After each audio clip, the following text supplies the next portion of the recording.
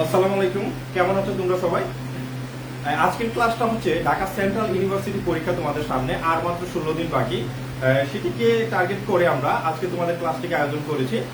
তো আজকে আমরা অনেকগুলো কোয়েকশন অ্যানালাইসিস করে আমরা যেগুলা তোমাদের প্রশ্নে আসবে, হ্যাঁ, যেগুলো তোমরা পরীক্ষায় কমন পাবা সেইগুলো আমরা আজকে আলোচনা করব। এবং আমি তোমাদেরকে একটা ফাইনাল সাজেশনের কথা বলে দিব যে তোমরা ঢাকা সেন্ট্রাল ইউনিভার্সিটির জন্য প্রস্তাবিত যেটা আছে সেটার জন্য কিভাবে প্রিপারেশন নিলে তোমরা খুব সহজে অ্যাকাউন্টিং বিষয়ের মধ্যে 16 প্লাস কারেক্ট করতে পারবা।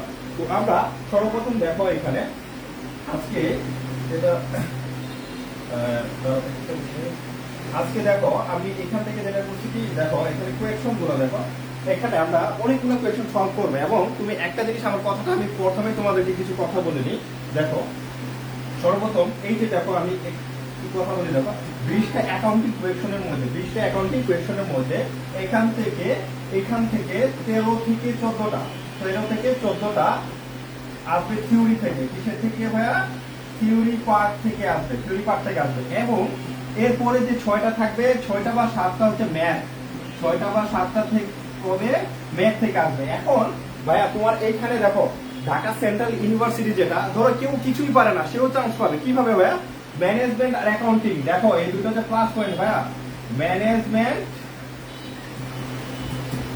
আর অ্যাকাউন্টিং, এই দুটো যদি কেউ যদি ভালো মার্ক তুলতে পারে, কেউ যদি এই দুটাতে ভালো মার্ক তুলতে পারে, সে ভাইয়া চান্স পেয়ে যাবে, তার চান্স কেউ আর খেতে পারবে না। তুমি বাংলায় ইংলিশ মোটামুটি পারো, দ্যাটস ফাইন, কিন্তু তোমার অ্যাকাউন্টিং এবং ম্যানেজমেন্টে প্রো হতে হবে, তোমাকে খুবই ভালো প্রিপারেশন থাকতে হবে। কারণ এখন আগের থেকে এখন গতানুগতিক ঢাকায় সেন্ট্রাল ইউনিভার্সিটি যেটা 7 কলেজ যেটা বলি আমরা, সেটার প্রিপারেশন আগের থেকে কঠিন হয়ে গিয়েছে। কিভাবে দেখো, কারণ হচ্ছে আগে কম্পিটিশন অনেক কম ছিল, এখন মোটামুটি কম্পিটিশন দিন দিন বেড়ে যাচ্ছে। কারণ কি ভাইয়া? কারণ হচ্ছে ঢাকা সেন্ট্রাল ইউনিভার্সিটি নাম প্রস্তাবিত, অর্থাৎ কোনো এক ক্রমে কোনো এক কালে সেটা ইউনিভার্সিটিতে রূপান্তরিত হতে পারে, সম্ভাবনা কিন্তু অনেক 90%। তো এটার জন্য তোমাদের প্রিপারেশনটা খুবই সূক্ষ্মভাবে প্রিপারেশন নিতে হবে, যাতে তোমরা ম্যাথ এবং থিওরি যেগুলো আছে সবগুলো যেন কারেক্ট করতে পারো। তো আমার কথা থাকবে, তোমার এই যে এখান থেকে 13 থেকে 14টা যে থিওরি থাকবে, 13 থেকে 14টা যে থিওরি থাকবে, এখান থেকে তোমার একটা মার্ক ছাড়া যাবে না, একটা মার্কও ছাড়া যাবে না। 13 থেকে 14 যে থিওরি যেটা থাকবে সবগুলো তোমাকে পারতে হবে ভাইয়া। এইখান থেকে যদি না পারো তোমার চান্স হবে না। তো তুমি কি করবা ভাইয়া? আমি যেটা যেটা কথা বলি আজকে আমি ক্লাসে মাঝখানে তোমাদেরকে সেন্ট্রাল ইউনিভার্সিটির কিছু ইনফরমেশন আমি তোমাদেরকে দিয়ে দিব কিভাবে প্রিপারেশন নিবা। তো এখন আপাতত আমরা এখন ম্যাথ গুলো সলভ করি। আর এই ম্যাথ গুলো যেটা আছে, এই ম্যাথ গুলো কিন্তু তোমাদের সব ঢাকার এই 7 কলেজ, হ্যাঁ, এই 7 কলেজে কিভাবে কোয়েকশন আছে, কোনগুলো আসছে কিনা, এগুলো আমি সবগুলা তোমার অ্যানালাইসিস করে আমি নিয়ে এসেছি। এখান থেকে কোয়েকশন গুলো সলভ করো। আশা করি যদি কপাল ভালো থাকে, আমার মতে যদি তোমাদের কপাল ভালো থাকে, তোমরা এখান থেকে 3 থেকে 4টা, আজকের ক্লাস থেকে 3 থেকে 4টা কোয়েকশন, সর্বনিম্ন 3 থেকে 4টা কোয়েকশন তোমরা কমন পেতে পারো। এবং শুধু ক্লাসের যে কোয়েকশন গুলো আছে, এই কোয়েকশন থেকে হুবহু কমন পাবা না। ভাইয়া যে কথাগুলো বলবে কোয়েকশন সলভ করার সাথে সাথে যে শর্টকাট যে কথাগুলো বলবো, টেকনিক বলবো, হ্যাঁ, এইগুলো হচ্ছে একটু খাতায় নোট করে রাখবা। এগুলো একটু খাতায় নোট করে রাখবা ভাইয়া, তাহলে 3-4 না তুমি 5-6 মার্কই কমন পাবা। ঠিক আছে? তাহলে ভাইয়া ক্লাসটা শুরু করে ফেলি। হ্যাঁ, তো দেখো এখান থেকে সর্বপ্রথম দেখো আমরা প্রতিদিন একটা ঝামেলার ম্যাথ দিয়ে শুরু করি। হ্যাঁ, আসলে দিনটাই শুরু হয় আমাদের কি ঝামেলার দিক দিয়ে, তাই না? কখনো ভালোভাবে আমরা সকাল থেকে শুরু করতে পারি না। যদি শুরু করতে পারো এটা তোমার লাক আসলে। তো আমরা যেটা আছে দেখো, এখানে একটা কোয়েকশন আছে। দেখো এই যে এই কোয়েকশনটা, এটা কিন্তু তোমার 24 সালে 2024 না বলি 2022 সালের দিকে, হ্যাঁ 2022 সালের দিকে 2021 এইরকম সালে হচ্ছে এই কোয়েকশনটা আসছে। এরকম একটা টাইপের কোয়েকশন আছে। তো আমি তোমাদেরকে এখন যেটা বলে দিই, দেখো আমি যেটা কোয়েকশন সলভ করাবো এইগুলো খাতায় নোট করে নিবা। ঠিক আছে? দেখো অনুপাতের যে চ্যাপ্টারটা আছে না ভাইয়া, অনুপাতের, তুমি 7 কলেজে যদি পরীক্ষা দাও, 7 কলেজ যদি পরীক্ষা দাও, এখান থেকে আমি তোমাদের কয়েকটা অনুপাত বলি, এগুলো হচ্ছে খুবই ইম্পর্টেন্ট। ঠিক আছে ভাইয়া? দেখো এই যে চলতি অনুপাত, চলতি অনুপাত, এরপরে আসো সরল অনুপাত,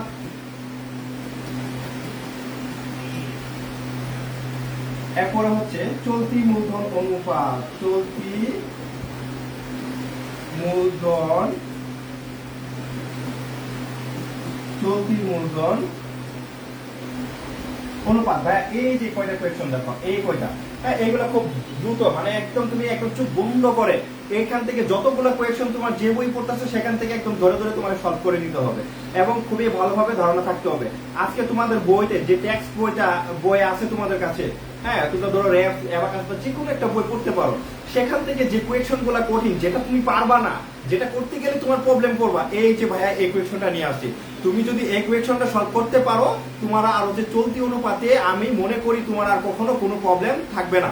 এই কোয়েশ্চনটা একটু দেখো, এটা ধরাটা যতটুকু কঠিন, করাটা কিন্তু অতটুকু কঠিন না, একদম খুবই একটা সহজ ম্যাথ।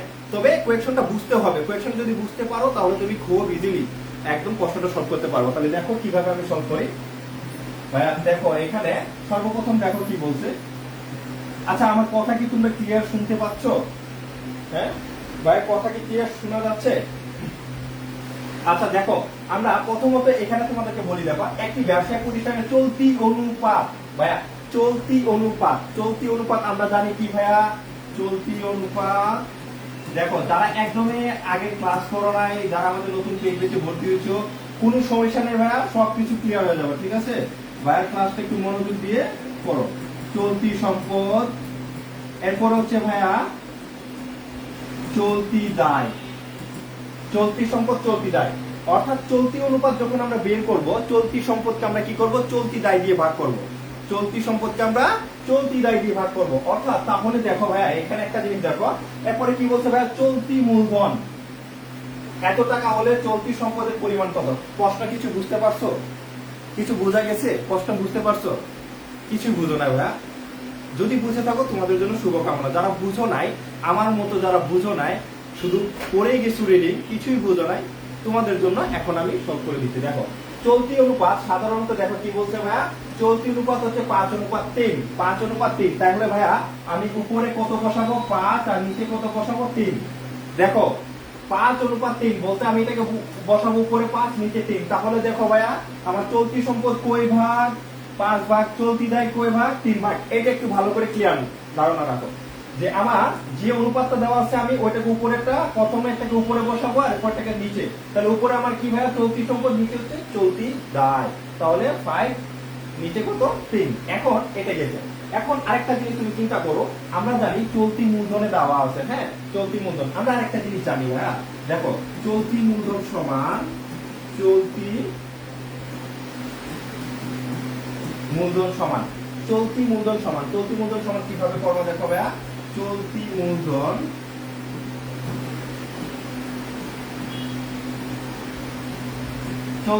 সমান, দেখো চলতি মূলধন সমান চলতি সম্পদ, চলতি সম্পদ মাইনাস চলতি দায়, চলতি সম্পদ মাইনাস চলতি দায়, চলতি সম্পদ মাইনাস চলতি দায়। এটা কি আমরা জানি কিনা ভাইয়া বলো তো? এটা তো জানি তাই না? এখন দেখো ভাইয়া কিভাবে সলভটা করে। দেখো তুমি একটা জিনিস মনে রাখো ভাইয়া, এখানে একটা জিনিস দেখো, আমার চলতি সম্পদ কয় ভাগ ছিল ভাইয়া, 5 ভাগ, ঠিক আছে 5 ভাগ, 5 ভাগ ছিল, এবং চলতি দায় কয় ভাগ ছিল ভাইয়া, 3 ভাগ। তাহলে আমার চলতি মূলধন কয় ভাগ ছিল ভাইয়া, 2 ভাগ। কয় ভাগ, 2 ভাগ। এটা দেখো তো বুঝতে পারছো কিনা একটু কমেন্ট করে জানাও তো, আমি যতটুকু বুঝেছি এটা তোমরা ক্লিয়ারলি বুঝতে পারছো কিনা বলো। এখন কি করবো ভাইয়া, দেখো এইখানে যেটা বের করছি আমার চলতি মূলধন হচ্ছে 2 ভাগ। কয় ভাগ ভাইয়া, 2 ভাগ। এই 2 ভাগের টাকা কত টাকা ভাইয়া, 20,000। তাহলে আমি এখানে লিখতে পারি 20,000, অর্থাৎ এই 2 ভাগের টাকা কত, 20,000। এখন কি করবো ভাইয়া, দেখো তো তুমি একটা জিনিস মনে রাখো, আমার 2 ভাগের টাকা অর্থাৎ এই যে 20,000 টাকাটা চলতি মূলধনের যে টাকাটা দেওয়া আছে, এটা কয় ভাগের টাকা ভাইয়া, 2 ভাগের টাকা। আমি 2 দিয়ে ভাগ দেবো, ক্লিয়ার, 2 দিয়ে ভাগ দেবো। এখন এই 2 দিয়ে ভাগ দেওয়ার পর কি করবা, দেখো এই 2 দিয়ে ভাগ করার পর কি করবা, দেখো এই 2 দিয়ে ভাগ করার পর তুমি বের করবা কি ভাইয়া, চলতি সম্পদ। আমাদের কি বলছে বের করতে, চলতি সম্পদ। চলতি সম্পদের অনুপাত কত, 5। তাহলে আমি এখন 5 দিয়ে গুণ দেব। তাহলে দেখো কত আসে ভাইয়া, তাহলে দেখো 2 দিয়ে এটাকে কাটবো, কত হয়, 10,000। 10,000 এর সাথে 5 গুণ করো ভাইয়া, কত হয়, 50,000। ঠিক আছে ভাই, আনসার হবে কত, 50,000। আইসা সিদ্দিকা ওরা দেখছো কতটা স্মার্ট আমাদের স্টুডেন্ট, আমাদের কিন্তু ওরা পেইড বেচের স্টুডেন্ট, ঠিক আছে। কে আমি একটু নামটা বলে দিই, তারা আমার থেকেও অনেক ভালো ম্যাথ পারে। সাদিয়া আফরিন, অথই রানী, তোমাদের ঠিক আছে আনসার। আইসা সিদ্দিকা, হ্যাঁ আমাদের স্টুডেন্ট, বুঝতে হবে আমাদের পেড ব্যাচের স্টুডেন্ট।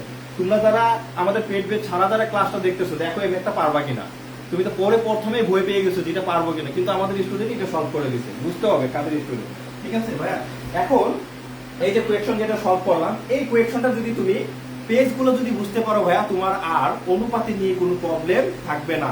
কারণ এই অনুপাতে যতটুকু একটু পেঁচাল বা ঝামেলা তৈরি করা যায়, অন্য অনুপাতে এত কিছু মিক্স করে এত ঝামেলা তৈরি করা যায় না। হ্যাঁ, এটাকে যত পেঁচানো যায় অন্যান্য অনুপাতগুলো পেঁচানো যায় না। যেমন ধরো আমি তোমাদের কিছু বলি, জেনাদার আবর্তন অনুপাত, মজুদ পণ্যের আবর্তন অনুপাত, এই যে কোয়েশন গুলো, এগুলো জাস্ট তুমি যে সূত্রটা করবা সেটা দিয়ে ক্যালকুলেশন করতে হবে। ওখানে কোনো ঝামেলা, কোনো পেঁচানো, কোনো তারা অনুপাত দিবে না। কিন্তু মেইন অনুপাত হচ্ছে এটা, পাওয়ারফুল। হ্যাঁ, চলতি অনুপাত, তরল অনুপাত, চলতি মূলধন অনুপাত। একটা কোম্পানির ক্ষেত্রে এই তিনটা খুবই ইম্পর্টেন্ট। অর্থাৎ এটা কেন করা হয়, স্বল্প মেয়াদী দায়গুলা পরিশোধ ক্ষমতা, মানে স্বল্প মেয়াদী দায় তুমি ঠিকমতো পরিশোধ করতে পারতেছো কিনা সেটার ক্ষমতাটাকে যাচাই করার জন্য আমরা তিনটা অনুপাত করি। একটা যে চলতি অনুপাত, তরল অনুপাত, চলতি মূলধন অনুপাত। ঠিক আছে ভাইয়া, এই তিনটা করি। ভাইয়া যে কোয়েশনটা যেটা বুঝাইলাম, এটা ভালো করে সুন্দর করে নোট করে নাও। হ্যাঁ, এরপরে যাই আমরা নেক্সট পেজে যাই, দেখি কি আছে। এই যে ভাইয়া আরেকটা দিয়ে আছে, দেখো এখানে কি বলছে, দেখো দেখো তো এটা সলভ করতে পারো কিনা। ওইটা না, ও আগেরটা একটু কঠিন ছিল, এটা কিন্তু অত কঠিন না, এটা একদম সহজ। দেখো আমি লিখে দিচ্ছি, দেখো প্রথমে হচ্ছে কি ভাইয়া, চলতি মূলধন, চলতি মূলধন। দেখো চলতি সম্পদ,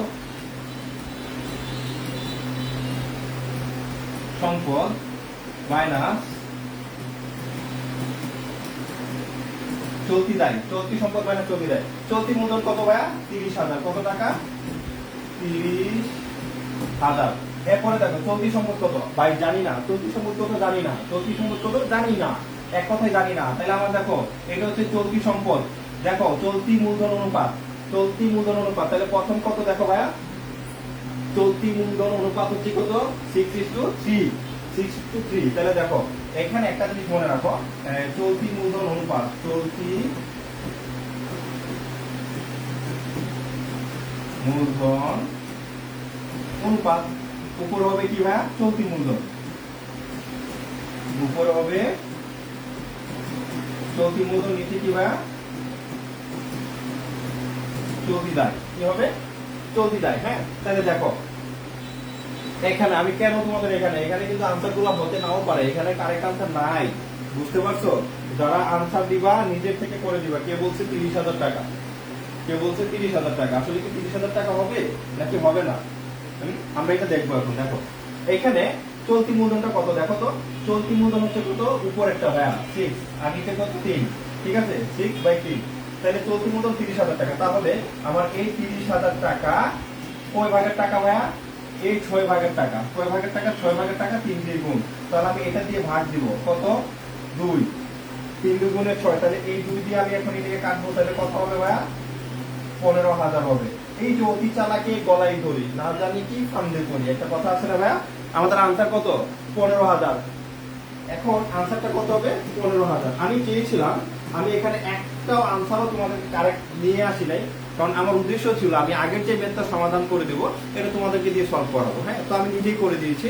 তো এখানে যেটা ছিল, এটা এখানে দেখো কয়েকজন খুবই বুদ্ধিমতী, বুদ্ধিমতী কে আছে, আয়েশা সিদ্দিকা, এরপরে বুদ্ধিমান ছেলে মাহফুজ আহমেদ, অথৈ রানী। তোমরা তো ভুল করছো, তোমরা ভুল করছো, 30,000 টাকা বলছো, 30,000 টাকা হবে না। এই যে দেখো তোমার মাথায় আগে চিন্তা করতে হবে। তুমি এখানে চ্যালেঞ্জ দিবা, যে বলবো যে ভাই আপনি কি ম্যাথ করালেন, এখানে তো একটা আনসারও সঠিক না, তোমাকে এইভাবে করতে হবে। নিজেকে, নিজের বুদ্ধিমত্তাটাকে এইভাবে বাড়াইতে হবে। প্রশ্নের আনসার দেওয়া আছে, আমি আগেই বলে দিই, আমি আগেও কিন্তু আমাদের পেজ বেসে যারা ক্লাস করে, আমি কিন্তু 2-1টা প্রশ্নের আনসার নিজে ইচ্ছাগত ভুল করে নিয়ে আসি। এখানে একটা আনসারও কিন্তু সঠিক ছিল না, একটা আনসারও সঠিক ছিল না। আমি চেয়েছিলাম তোমাদেরকে দিয়ে করানো, আর তোমাদেরকে দিয়ে করাইতে গেলে কি হতো, তোমরা অপশন দেখে দেখে বাছাই করে একটা বলে দিতে, কিন্তু তোমাদের নিজেদের মধ্যে ওই কনফিডেন্সটা নাই যে আমি যেটা যেভাবে করবো এটাই তো আনসার হওয়ার কথা ছিল। যদি কেউ নিজে নিজে খাতায় করে থাকো যে তোমার আনসার 15,000 টাকা ছিল, that's fine, you are great, you are great. ঠিক আছে, তোমার জন্য শুভকামনা রইল ভাইয়া, অনেক ভালো কিছু করবা। হ্যাঁ, যারা 15,000 টাকা নিজে খাতায় ক্যালকুলেশন করে বের করছো তারা আসলে বুদ্ধিমান ছেলে মেয়ে। হ্যাঁ, তোমরা অনেক ভালো জায়গায় যাবা, বিশ্বাস করো। তো দেখো এখানে আনসার কত ভাইয়া, 15,000 টাকা। আচ্ছা, আর একটা আনসারও শুনো, দেখো আরেকটা আনসারও তোমাদের হচ্ছে এরকম ভাবে ভুল থাকবে না, হ্যাঁ, একটা আনসারও আর ভুল নাই, অর্থাৎ আমি এটা নিজের ইচ্ছাগত নিয়ে এসেছিলাম। আচ্ছা কে বলছে জানি এটা ভাইয়া 30,000ই তো হবে, 30,000ই তো হবে, সিদ্দিকা না 30,000 হবে না বোন। দেখো তুমি একটা জিনিস চিন্তা করো, চলতি মূলধন অনুপাত সমান উপরে হচ্ছে চলতি মূলধন, নিচে হচ্ছে চলতি দায়, তাহলে চলতি দায় চলতি মূলধন আমার কয় ভাগ? 6 ভাগ। কয় ভাগ ভাইয়া? 6 ভাগ। তাহলে আমার 6 ভাগের টাকা কত ছিল? 30,000। তাহলে উপরে হবে কত? 30,000। তাহলে 6 ভাগ, নিচে 6 দিয়ে ভাগ। এখন কি করবো ভাইয়া? এখন আমাকে গুণ দিতে হবে। গুণ দিব কার টাকা বের করবো? দায়ের টাকা। তাহলে দায় দিয়ে গুণ দাও। এই যে দেখো একদম নরমালি, হ্যাঁ, সিকোয়েন্সটা মনে রাখো। তাহলে এটা দিয়ে যদি তুমি কাটাকাটি করো কত? 2। 30,000কে 15 দিয়ে কাটো, 15,000। ঠিক আছে, আনসার হবে 15,000। মেথ করে তো 30,000ই হচ্ছে, মেথ করে তো 30,000ই হচ্ছে। কিভাবে মেথ করে 30,000 হবে? কিভাবে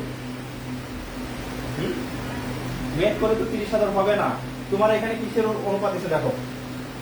চলতি মূলধন অনুপাত। আপু চলতি মূলধন অনুপাত, চলতি মূলধন অনুপাত সমান কি? উপরে চলতি মূলধন, নিচে চলতি দায় দিয়ে ভাগ দিব, তাই না? তাহলে আমাদের এখানে কি হচ্ছে দেখো, প্রথমটা 6 যাচ্ছে চলতি মূলধনের ঘরে, আর 3 চলে আসছে চলতি দায়ের ঘরে। তার মানে আমার চলতি মূলধন কয় ভাগ ছিল? 6 ভাগ। তাহলে 6 ভাগের টাকা কত? 30,000। আর 30,000 এর গুণ দিব কত দিয়ে? 3 দিয়ে। তাহলে 3 দিয়ে গুণ দিলে কি হবে ভাইয়া?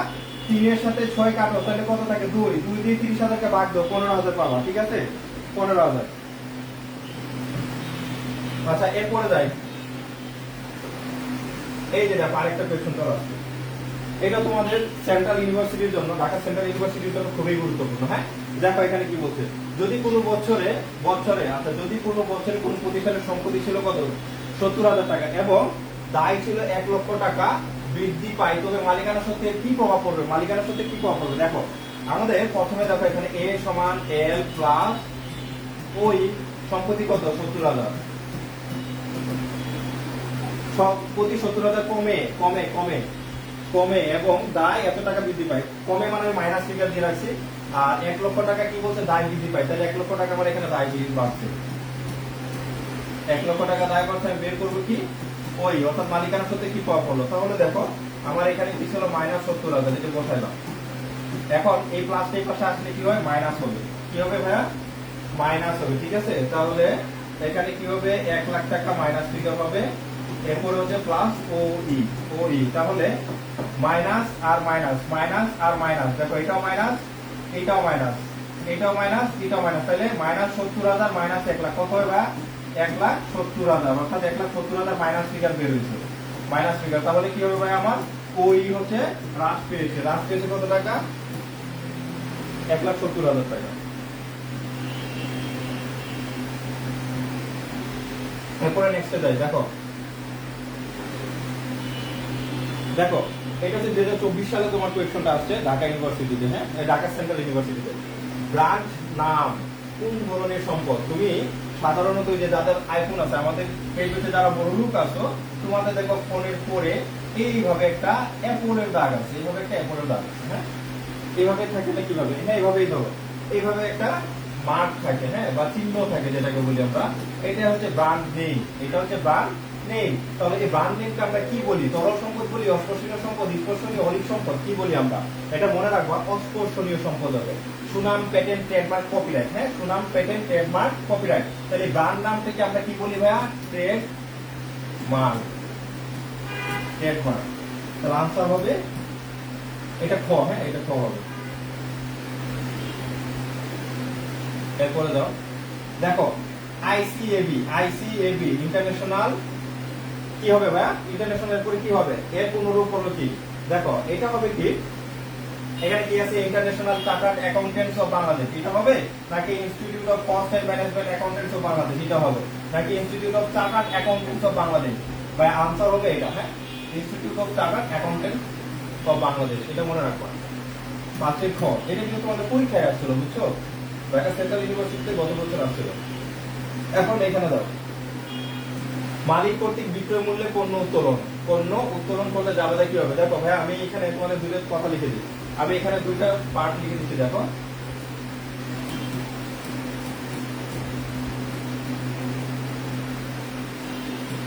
পণ্য উত্তোলন, আরেকটা হচ্ছে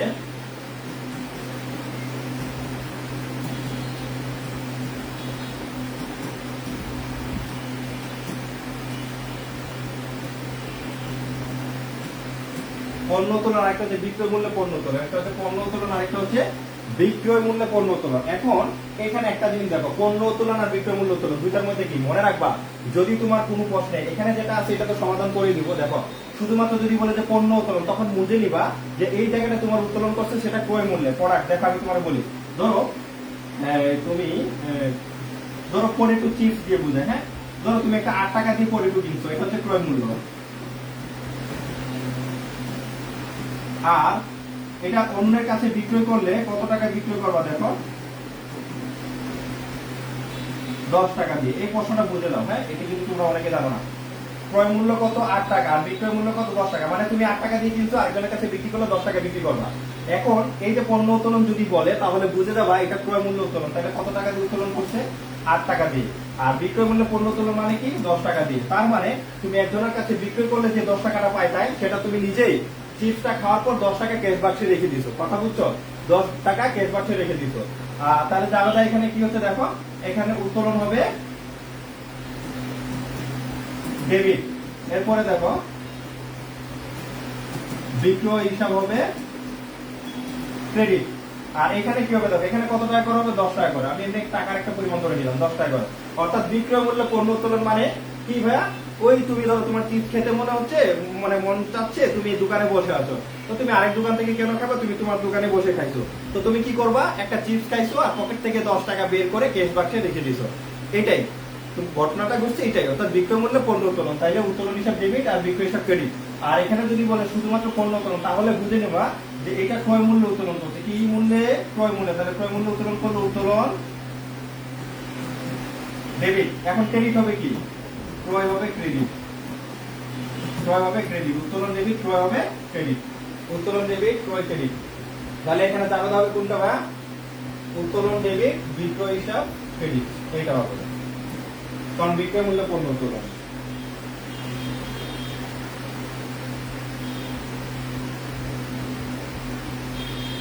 তিন নাম্বারটা আবার বুঝাবেন। আচ্ছা 3 নাম্বারে কি ছিল দেখি,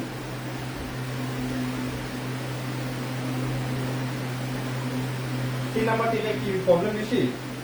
আচ্ছা দেখো আমি আবার করে দিচ্ছি, দেখো তুমি এটা তো জানো নাকি, দেখো তো কে জানি মিমু, আচ্ছা না না কে বলছে জানো, আচ্ছা 3 নাম্বারটা মিমু, দেখো তো তুমি কি এই ইকুয়েশনটা জানো কিনা, এই সমীকরণটা জানো কিনা, এটা তো জানার কথা তাই না। আচ্ছা এখন তুমি একটা জিনিস জানো, দেখো এটাকে আমরা কি বলি, সম্পদ, এটাকে কি বলি আমরা, দায়, আর এরপরেটাকে কি বলি আমরা, মালিকানা সত্ত্ব। তাহলে আমরা দেখো কিভাবে সমাধান করবো, তাহলে সমাধান করবো যেভাবে, দেখো সম্পত্তি এত টাকা 70,000 টাকা কমে, সম্পত্তি 70,000 টাকা কমে, সম্পত্তি কমে গেছে, সম্পত্তি কমে গেছে, তাহলে আমি কি করবো, -70,000 বসাবো, হ্যাঁ। এরপরে দেখো কি বলছে, দায় বেড়েছে 1 লাখ টাকা, তাহলে আমার এখানে প্লাসই দিয়ে বসাও, প্লাস দিলে কিছু লাগে না বুঝছো, মানে কি কোনো সংখ্যার আগে কোনো চিহ্ন না থাকলে তো প্লাস ধরি, প্লাস ওই ওই, ঠিক আছে। এটা এখন তুমি কি করবা, দেখো এটা হচ্ছে 1, এটা হচ্ছে কি 1, তাহলে কি করবা দেখো তো, এখানে যেটা করতে হবে, তুমি এই যে -70,000 তো বসাবা, এই যে বসাইলাম আমি, হ্যাঁ, এই যে প্লাস 1 লাখ টাকা আছে এটা এই পাশে চলে আসলে কি হবে ভাইয়া, সমান চিহ্নর এই পাশে আসলে চিহ্ন পরিবর্তন হয়ে যায়, প্লাস থাকলে মাইনাস হয়, মাইনাস থাকলে প্লাস হয়, ভাগ থাকলে গুণ হবে, গুণ থাকলে ভাগ হয়ে যাবে, তাহলে এখানে কি হয়ে যায় মাইনাস, তাহলে মাইনাস হলে এখানে কি হবে ওই, তাহলে -1 লাখ আর 70,000 দুইটা যোগ করো, তাহলে কি হবে -1,70,000, 1 লাখ কত 70,000, হ্যাঁ, এই যে আনসার ওই, ঠিক আছে, এইটা হবে।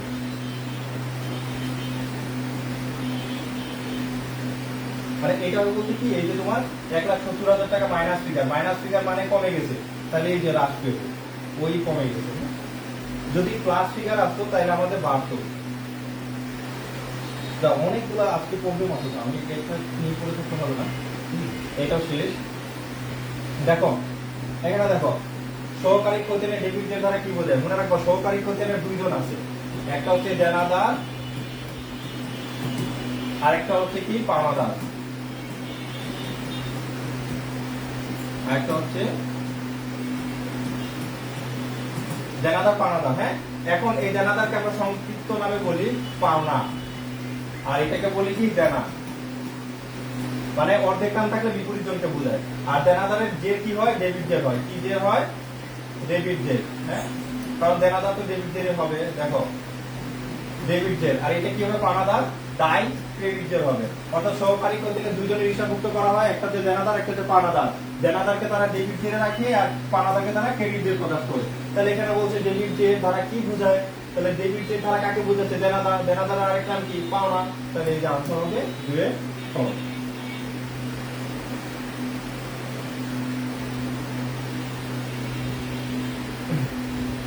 এরপরে যাই দেখো, এরপরে আমরা নেক্সট কোয়েশ্চনে যাই, দেখি কি আছে।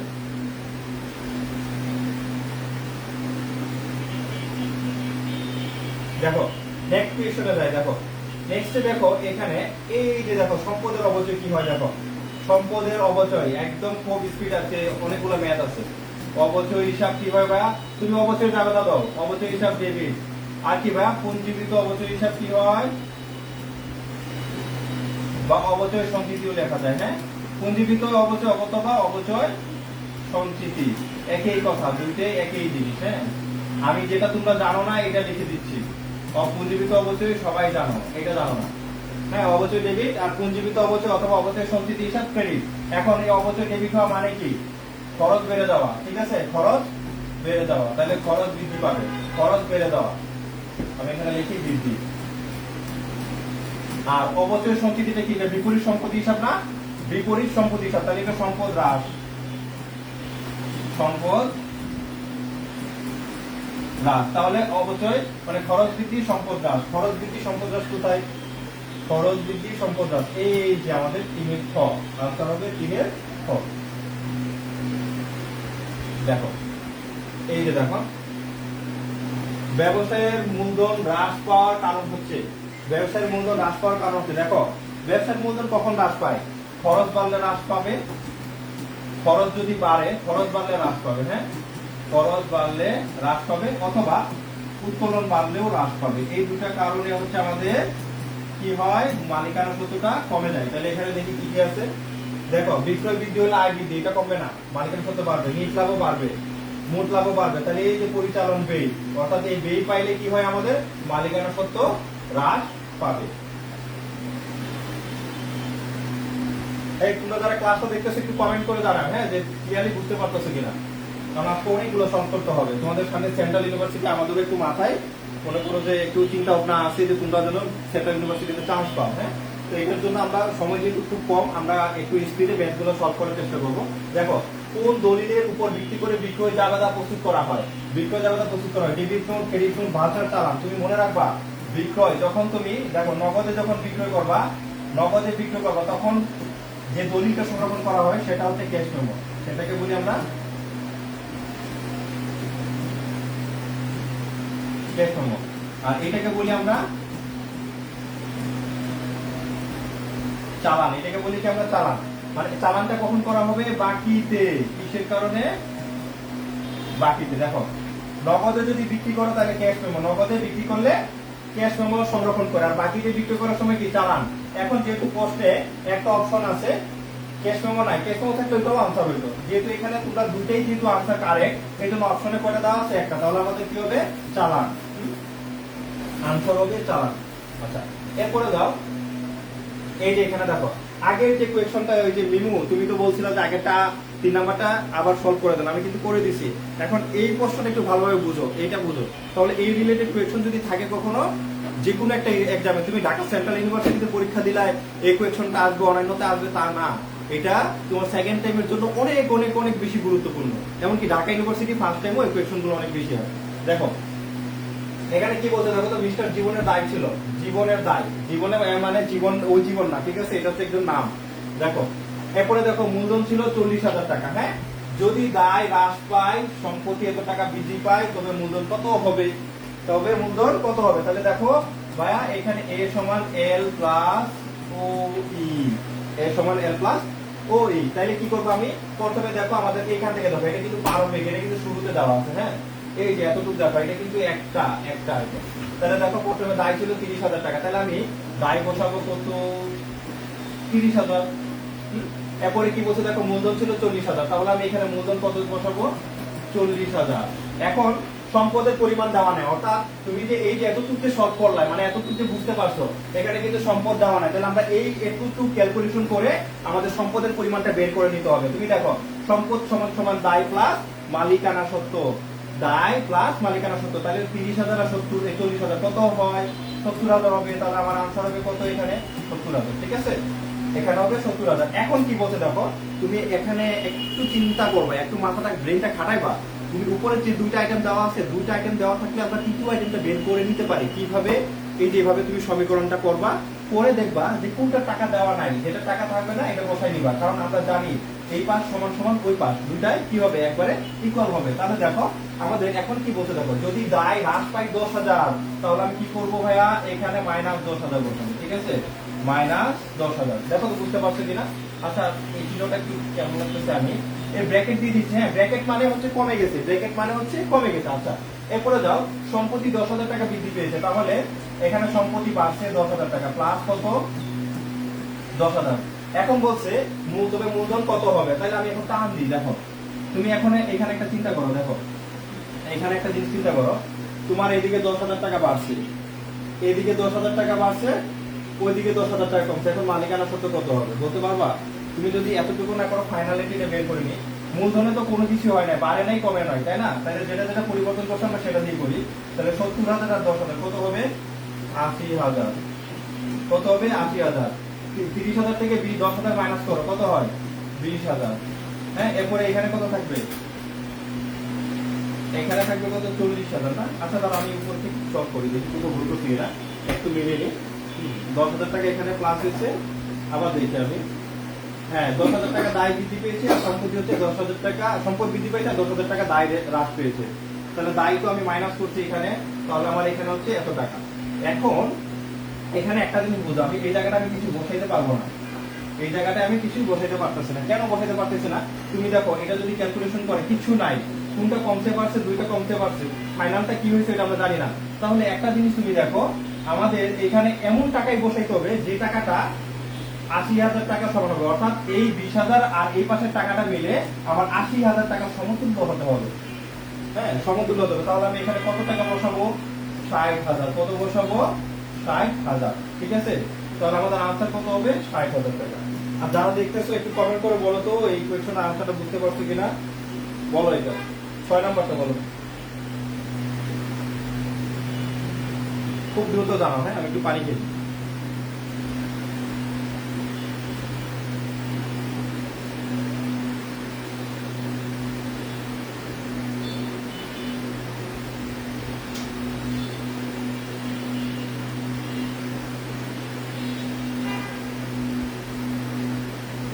হ্যাঁ, মাহফুজ আহমেদ, আবেল আমিন, সিদ্দিকা, তোমরা কি আসলে বুঝতে পারছো? মিনু,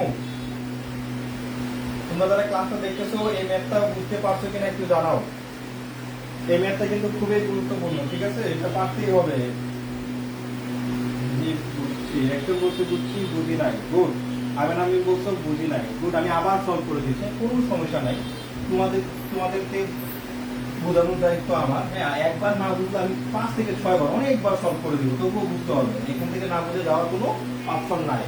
আমি এই যে সমীকরণটা লিখছি, তুমি এখানে দেখে দেখো, আমি পুরোটাই কেটে দিতে পারবো, পুরোটা ডিলিট করে দিচ্ছি। এখন দেখো আমি একটু বলছি, একদম খুবই মনোযোগী হোক। হ্যাঁ, মিম, দেখো আমি সলভ করে দিচ্ছি। দেখো আবার এ সমান এর প্লাস ও ই। হ্যাঁ, এটা দেখো। আচ্ছা, প্রথমে দায় ছিল কত? 30,000। তুমি বলছো কি 30,000 টাকা, জীবনের দায় ছিল 30,000, তাহলে দায় ছিল 30,000। তুমি এটা দেখো তো, দায় ছিল 30,000, আর পরে বলছে কি দেখো, মূলধন ছিল শুরুতে কত? 40,000। এরপর বলছে দায় হ্রাস, সম্পত্তি বৃদ্ধি। এটা পরে, এটা নিয়ে আমরা পরে চিন্তা করবো। এখন চিন্তা করতে হবে আমার সম্পদ কত টাকা আছে। তাহলে আমার এই পাশ সমান এই পাশ, সম্পদ যা হবে এ যা হবে সমান সমান এর প্লাস ওই। হ্যাঁ, ধরো এটা যদি 5 টাকা হয়, এটা হবে 2 টাকা, এটা হবে 3 টাকা, মানে এভাবে 2 আর 3 5 টাকাকে আমার দেখাইতে হবে, বেশি দেখাইতে পারবো না। তাহলে আমার এখানে কত আছে? 30,000, 40,000, তাহলে দুইটা যোগ করো, কত হয়? 70,000। 70,000 টাকা। ঠিক আছে, কত হবে? 70,000 টাকা। তাহলে দেখো এখন এখানে কি বলছে দেখো, দায় 10,000 টাকা হ্রাস পেয়েছে, দায় 10,000 টাকা হ্রাস পেয়েছে। তাহলে হ্রাস পাওয়া মানে কি ভাইয়া? দেখো হ্রাস পাওয়া মানে কি? বিয়োগ। হ্রাস পাওয়া মানে কমে যাওয়া। তাহলে দায় কমে গেছে, তাহলে আমি এখানে 10,000 টাকা লিখলাম। হ্যাঁ, 10,000 টাকা মাইনাস দিয়ে রাখছি। তারপরে বলছি কি সম্পদ 10,000 টাকা বাড়ছে, তাহলে সম্পদ তুমি প্লাস করে এখানে 10,000। এখন এটা কত টাকা বাড়ছে কমছে কিছু বলছে, দরকার নেই, আমরা ফাইনাল জেডটা বের করি। দেখো এই যে ফাইনাল আমি কি করবো, জেড বের করবো। হ্যাঁ, জেড, তাহলে জেডটা বের করে নি, কত হয় দেখো তো, 70,000 10,000 কত হয় 80। এখন এই যে 80,000 হয়েছে, ওই পাশে কিন্তু দুইটা মিলে 80,000 হতে হবে, তাহলে দায় ছিল কত 30,000 আর 10,000 টাকা হ্রাস পেয়েছে, তাহলে দায় ছিল কত 20,000। তাহলে এখানে একটা জিনিস দেখো, তোমার এখন এই যে এই টাকাটা বসাইবা, ওই আমাদের চাইছে কি মূলধন কত হবে, তাহলে তুমি একটা জিনিস চিন্তা করো, আমি আগেও বলে দিছি যে সম্পদ সমান সমান দায় প্লাস মালিকানা সত্ত্ব, দায় প্লাস মালিকানা সত্ত্ব দুইটা মিলায়ে সম পরিমাণ টাকা হতে হবে। তাহলে এখানে 80,000 বলে আমাদের দায় 20,000 আছে, তাহলে আর কত বসাইতে হবে এখানে 60,000 টাকা। তাহলে আনসার হবে 60,000। দেখো এখানে দেখো কি বলছে, বলছে কোনটিকে লেনদেনের তথ্য ভান্ডার বলা হয়। তথ্য ভান্ডার বলা হয় কাকে, জাবেদা খতিয়ান রাবে নাকি নগদান বয়, এটা সবসময় হবে কি জাবেদা। তথ্য ভান্ডার মানে তোমার সকল আইটেম এখানে থেকে প্রথমে শুরুতে লিখে দিবে। এরপরে দাও এখানে কি বলছে দেখো, কোন হিসাবে নিচের কোন হিসাবগুলো ডেবিট উদ্ধৃত প্রকাশ করে। ডেবিট মনে রাখবা, ডেবিট হবে ব্যয়,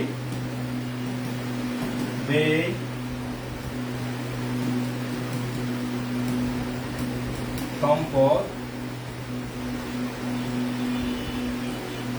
উত্তোলন, এই তিনটা হয় ডেবিট, এই তিনটা হবে ডেবিট ব্যালেন্স। তাহলে দেখো এখানে কি কি আছে, ব্যয় আর সম্পদ আছে। হ্যাঁ, এটা হবে ডেবিট ব্যালেন্স, লাস্টেরটা হবে 8-4 হবে। হ্যাঁ,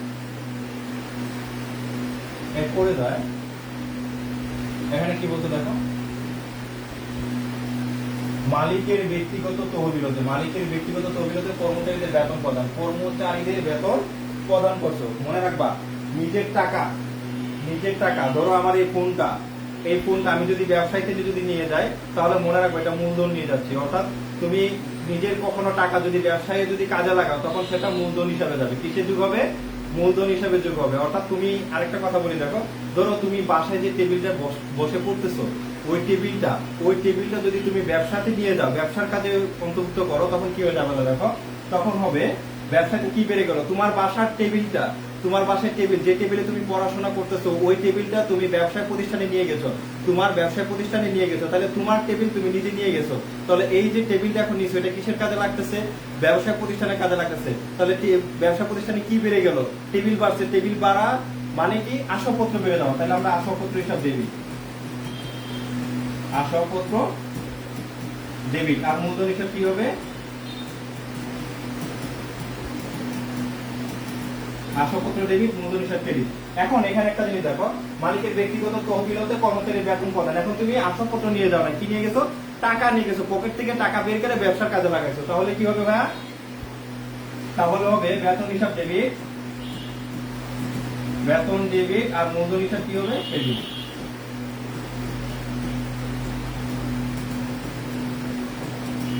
বেতন ডেবিট, মূলধন হিসাব ক্রেডিট, আনসার হবে আমাদের ক। এরপরে দেখো এখানে একটা ম্যাথ আছে, এটা ম্যাথটা করি। জনাব আরমান 2021 সালে জানুয়ারি তারিখে নগদিত টাকা এবং এত টাকার পণ্য নিয়ে ব্যবসা আরম্ভ করলো। নগদে পণ্য বিক্রয় হচ্ছে 10,000 টাকা, বেতন প্রদান হচ্ছে এত টাকা এবং নগদে পণ্য করে এত টাকা। হ্যাঁ, প্রারম্ভিক মূলধন কত হবে, তাহলে বছরের শুরুতে সে কি দিয়ে শুরু করছে 50, তাহলে প্রারম্ভিক মূলধন কত, দেখি এটা কি বলছে, এটা প্রারম্ভিক হবে না। হ্যাঁ, এটা মনে রাখবা, এটা হবে সমাপনী। হ্যাঁ, এই প্রশ্নটা এখানে হবে সমাপনী, এটা মনে রাখবা, সমাপনী মূলধন কত হবে। হ্যাঁ, আনসার হবে, আমরা আনসার বের করবো সমাপনী মূলধনের। তাহলে এখানে মনে রাখো প্রারম্ভিক কত 50,000 কত হবে 1 লাখ। এখন আমরা কি করব, আয় হলে যোগ করবো, ব্যয়গুলো মাইনাস করবো। দেখো তাহলে নগদে পণ্য বিক্রয় 10,000 টাকা, তাহলে বিক্রয় করছে, তার মানে বিক্রয় করলে মালিকানা সত্ত্ব বাড়ে। হ্যাঁ, মালিকানা সত্ত্ব বাড়ে 10,000, বেতন প্রদান 5,000 কমে গেছে, নগদে পণ্য ক্রয় এটাও খরচ কমে গেছে, তাহলে 5,000 আর 15,000 টোটাল কমবে কত 20,000, হ্যাঁ, তাহলে দেখো আনসার কত হবে 1,10,000, 10 থেকে তোমার 20 গেলে কত থাকে 90,000, কত হবে 90,000 হবে। হ্যাঁ, আনসারটা একটু ঠিক করে নিও তোমরা। এই আনসার হবে আমাদের 90,000 হবে। হ্যাঁ, 50 50 1 লাখ, এখান থেকে নগদে পণ্য বিক্রি 10,000 টাকা মাইনাস করো, বেতন প্রদান, নগদে পণ্য ক্রয়, এইগুলো হচ্ছে দুইটা খরচ, এই দুইটা খরচ মাইনাস করবা। হ্যাঁ, তাহলে আনসার কত হয় আমাদের 90,000 হবে। আনসার হবে 90,000।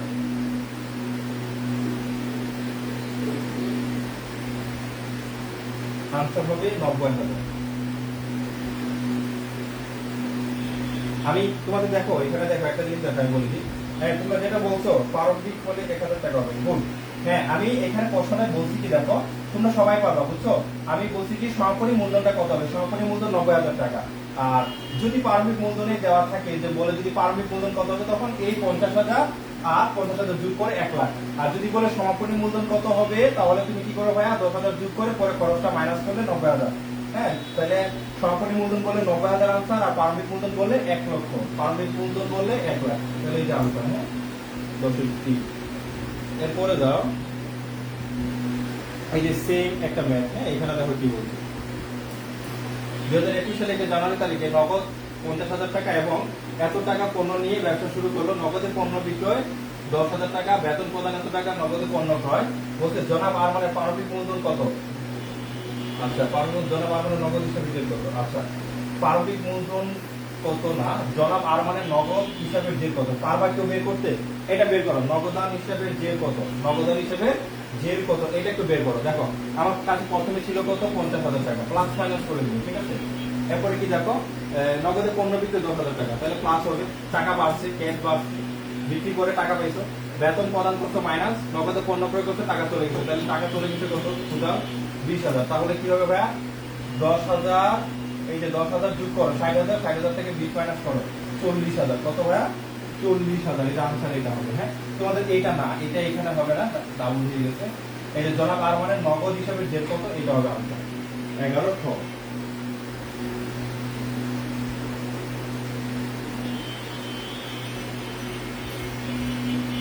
হ্যাঁ, 68 দিকে সমাপনী বলে 90,000 হবে। হ্যাঁ, এটা দেখো তো বুঝতে পারছো কিনা, 40,000 টাকা, গুড। মাহফুজ ভালো মেক করতেছো আমাদের। দেখো এরপরে কি বলছে, দেখো তো এখানে দেখো, নিচের কোনটি কনফাইন্টি, নিচের কোনটি কনফাইন্টি, কনফাইন্টি মানে বুঝো ভাইয়া, যেটা দাবাদা করলে নগদ এবং ব্যাংক হিসাবে একসাথে আসে সেটাকে আমরা বলি কনফাইন্টি। নগদ এবং ব্যাংক হিসাব দুইটা একসাথে আসবে। তাহলে দেখো তো, নিজ প্রয়োজনে ব্যাংক হতে উত্তোলন, নিজ প্রয়োজনে উত্তোলন, তাহলে কি ভাই এটা দাবাদা, উত্তোলন ডেবিট, আর কি ব্যাংক হিসাব ক্রেডিট, তাহলে এটা হবে না। হ্যাঁ, এটা বাদ। নগদ টাকা ব্যাংকে জমা, এই যে ভাইয়া নগদ টাকা যে ব্যাংকে জমা দিলা, তাহলে ব্যবসা প্রতিষ্ঠানে নগদ টাকা কমে গেল, নগদান হিসাব ক্রেডিট, আর ব্যাংকে টাকা বেড়ে গেল, তাহলে ব্যাংক হিসাব কি ভাইয়া, ডেবিট। তাহলে ভাই আমাদের আনসার কোনটা হবে, খ। হ্যাঁ, আর দেনাদার কর্তৃক ব্যাংকে জমা, এটা দাবাদা কি হবে, ব্যাংক বাড়বে ডেবিট, আর দেনাদার কমে যাবে, দেনাদার হিসাব হবে ক্রেডিট। জাবেদাগুলো একটু নোট করে নিও, এগুলো ইম্পর্টেন্ট জাবেদা। হ্যাঁ, ক্রেডিট, বিক্রিত পণ্যের চেক সরাসরি ব্যাংকে জমা, বিক্রিত পণ্যের চেক টাকার পরিমাণ দেওয়া হয়। হ্যাঁ, এটাও দেখো, বিক্রিত পণ্যের চেক, পণ্যের চেক সরাসরি ব্যাংকে জমা, এটা মনে রাখবা, বিক্রিত পণ্যের চেক। হ্যাঁ, এটা জাবেদা একটু জেনে রাখো, বিক্রিত পণ্যের চেক, তাহলে এখানে হবে ব্যাংক বয়ারছে ব্যাংক ডেবিট। এটা একটু দেখো তো, এই যে 12-4 নাম্বারটা দেখো, ওগুলো পারবা। হ্যাঁ, 12-4 নাম্বারটা দেখো, বিক্রিত পণ্যের চেক সরাসরি ব্যাংকে জমা। তুমি মনে রাখো, বিক্রিত পণ্যের চেক তুমি বিক্রি করবা কারো একজনের কাছে। হ্যাঁ, তুমি অন্য কারো কাছে বিক্রি করবা, বিক্রয় করলে সে তোমাকে চেক দিবে, তাহলে চেকটা কে দেয়, দেনাদার দেয়। তাহলে আমি কি করবো, এখানে দেনাদার হিসাবে ক্রেডিট করবো, কারণ ওর চেক দিতে আমাকে। মনে রাখবা, একমাত্র দেনাদারের কাছ থেকে চেক পাইবা। হ্যাঁ, অন্য কেউ দিবে না। ব্যাংক হিসাব ডেবিট, দেনাদার হিসাব ক্রেডিট। এই যে বিক্রিত পণ্যের, বিক্রিত পণ্যের, বিক্রিত পণ্যের চেক পেয়ে তুমি ব্যাংকে জমা দান দিছো, তাহলে বিক্রিত পণ্যের চেকটা কার কাছে পাবা, দেনাদারের কাছে পাবা। হ্যাঁ, দেনাদারের কাছে। তাহলে ব্যাংকে জমা মানে ব্যাংক বাড়ছে আর দেনাদারটা কমে যাবে, কারণ সে তো চেক দিয়ে দিয়েছে, তার কাছে এখন আর তুমি টাকা পাবা না। এই যেখানে দেখো বলছে কি, দেখো হিসাব সমীকরণে এ সমানে এল প্লাস ওই এর বর্ধিতাংশের, মানে ওই এর বর্ধিত অংশের সঠিক রূপ কি। দেখো ওই এর সঠিক রূপ হচ্ছে, আমি এখানে লিখে দিই, দেখো সি মাইনাস আচ্ছা সি প্লাস আর minus E minus D. C হচ্ছে কি ক্যাপিটাল, কি আমি ইংলিশে লিখে দিচ্ছি যেহেতু ইংলিশে টার্মগুলো, হ্যাঁ। ক্যাপিটাল মানে কি মূলধন, আর মানে কি রেভিনিউ, রেভিনিউ, ই মানে কি এক্সপেন্স, কি হবে এক্সপেন্স। এটা ডি মানে কি ড্রয়িংস মানে উত্তোলন, ঠিক আছে ভাইয়া, ড্রয়িংস উত্তোলন। এইটা হবে সি প্লাস আর মাইনাস ই মাইনাস ডি। অর্থাৎ দেখো তো এই যে দেখো আরটা কোথায়, এখানে আছে, বিতে যোগ হবে না, এখানে এইটা এক্সট্রাটা যোগ আছে, এটা বা এখানে সবটা মাইনাস, এটা আরো বেশি বার, এখানে কি আছে আর যোগ আছে, এটা आंसर হবে 13। তারপরে দাও বাংলাদেশে, দেখো বাংলাদেশে ভ্যাট এন্ড কবে চালু হয়, এটা একটু মুখস্থ করতে হবে, হ্যাঁ। এটা কোনো রুলস বা সূত্র কোন কিছু না, এটা হচ্ছে একটু মুখস্থ করতে হবে। 1991 সালে ভ্যাট চালু হয়। তারপরে দাও এই যে এখানে দেখো তো কি বলছে, জনাব হাফিজ ৬০,০০০ টাকা পণ্য বিনামূল্যে বিতরণের জন্য এক লেনদেনকে লিপিবদ্ধ হবে। মানে তুমি বিনামূল্যে পণ্য বিতরণ করছো, এটা যাবে কি ভাইয়া, বিনামূল্যে পণ্য বিতরণ করলে বিজ্ঞাপন হিসাব হয় ডেবিট, বিজ্ঞাপন হিসাব ডেবিট। এখন ক্রেডিট কি হবে মনে রাখবা, পণ্য যখন কিনে নিয়ে আসো তখন কি লেখো ক্রয় হিসাব ডেবিট, ক্রয় হিসাব ডেবিট। যেমন ধরো সাপোজ একটু কথা শোনো, পণ্য ক্রয় করছো, সাপোজ তুমি পণ্য ক্রয় করছো ২০০০ টাকা, এখন তুমি এটাকে কি লেখো ক্রয় হিসাব ডেবিট। খরচ বেড়ে গেছে, খরচ বেড়ে গেছে, হ্যাঁ ধরো ২০০০ টাকা, ২০০০ টাকা ডেবিট করছো। এখন তুমি যে পণ্যটা ক্রয় করছো, এটা এই প্রোডাক্টটাকে তুমি অন্য খরচে ট্রান্সফার করে দিছো, মানে এটা তোমার বিক্রয় করার জন্য আনছো, তুমি জাস্ট কি করছো আরেকজনকে, ধরো আমি বলি এটা হচ্ছে তোমার দোকান, এটা হচ্ছে তোমার দোকান। এখন তুমি এই প্রোডাক্টটা ধরো একজন রহিম নামে তাকে বিনামূল্যে পণ্য বিতরণ করে দিছো ২০০০ টাকা। তাহলে দেখো তোমার যে এই যে প্রোডাক্টটা ধরো এখানে যে ২০০০ টাকার যে প্রোডাক্টটা ছিল দোকানে, যে প্রোডাক্টটা ছিল এই প্রোডাক্টটা কিন্তু কমে গেছে, এই প্রোডাক্টটা তোমার দোকান থেকে কমে গেছে, কিসে চলে গেছে কমে, বিজ্ঞাপনে চলে গেছে, তাহলে বিজ্ঞাপন হিসাব ডেবিট। আর মনে রাখবা প্রোডাক্ট যদি কমে যায় দোকানে কোনো কারণে, প্রোডাক্ট যদি কমে যায় তাহলে ক্রয় হিসাব হবে ক্রেডিট, ক্রয় হিসাব হবে ক্রেডিট, ঠিক আছে ভাই। বিজ্ঞাপন হিসাব ডেবিট, ক্রয় হিসাব ক্রেডিট। তাহলে এখানে বলছে এই যে বিজ্ঞাপন হিসাব ডেবিট, ক্রয় হিসাব ক্রেডিট, এই যে আমাদের आंसर হবে 7। এরপরে যায় এই যে দেখো এটা তোমাদের সিলেবাসে নাই, সব সিলেবাসে নাই, এটা প্রশ্নও আসবে না, হ্যাঁ। তোমাদের 7 কলেজে যেটা ভর্তি পরীক্ষায় তোমরা সবসময় শর্ট সিলেবাস থেকে টার্গেট করবা, ফুল সিলেবাস থেকে কখনো কোয়েশ্চন আসবে না, শর্ট সিলেবাস থেকে সর্বদা আসবে। তো দেখো এখানে কি বলছে, দেখো চেকের মাধ্যমে পরিশোধ করা হলে ১ করা নগদান বই কোন দিকে লেখা হয়। তুমি মনে রাখো চেকের মাধ্যমে যদি তুমি পরিশোধ করো তাহলে আমাদের এখানে কি আছে, নগদান হিসাব আছে, আর কি চেকের মাধ্যমে পরিশোধ করছো, চেকের মাধ্যমে পরিশোধ করছো, তাইলে পরিশোধ করছো মানে কি তুমি নিশ্চয় পাওনাদারকে টাকা দিচ্ছ, তাই না, পাওনাদারকে টাকা দিচ্ছ। এটা বুঝতে হবে না, যারা একদম মোটামুটি এক কথা দেখে বুঝো না, এটা স্কিপ করো, এটা বাদ দিয়ে দাও, এটা লাগবে না, হ্যাঁ। তুমি মনে রাখো নগদান হিসাব চেকের মাধ্যমে পরিশোধ করা হলে ১ গড়া নগদান, তোমাদের শর্ট সিলেবাসে ১ গড়া নগদান বই নাই, শর্ট সিলেবাসে ১ গড়া নগদান বই নাই, তো এই সাথে তুমি এটা বাদও দিতে পারো, তবুও দেখে নাও, হ্যাঁ।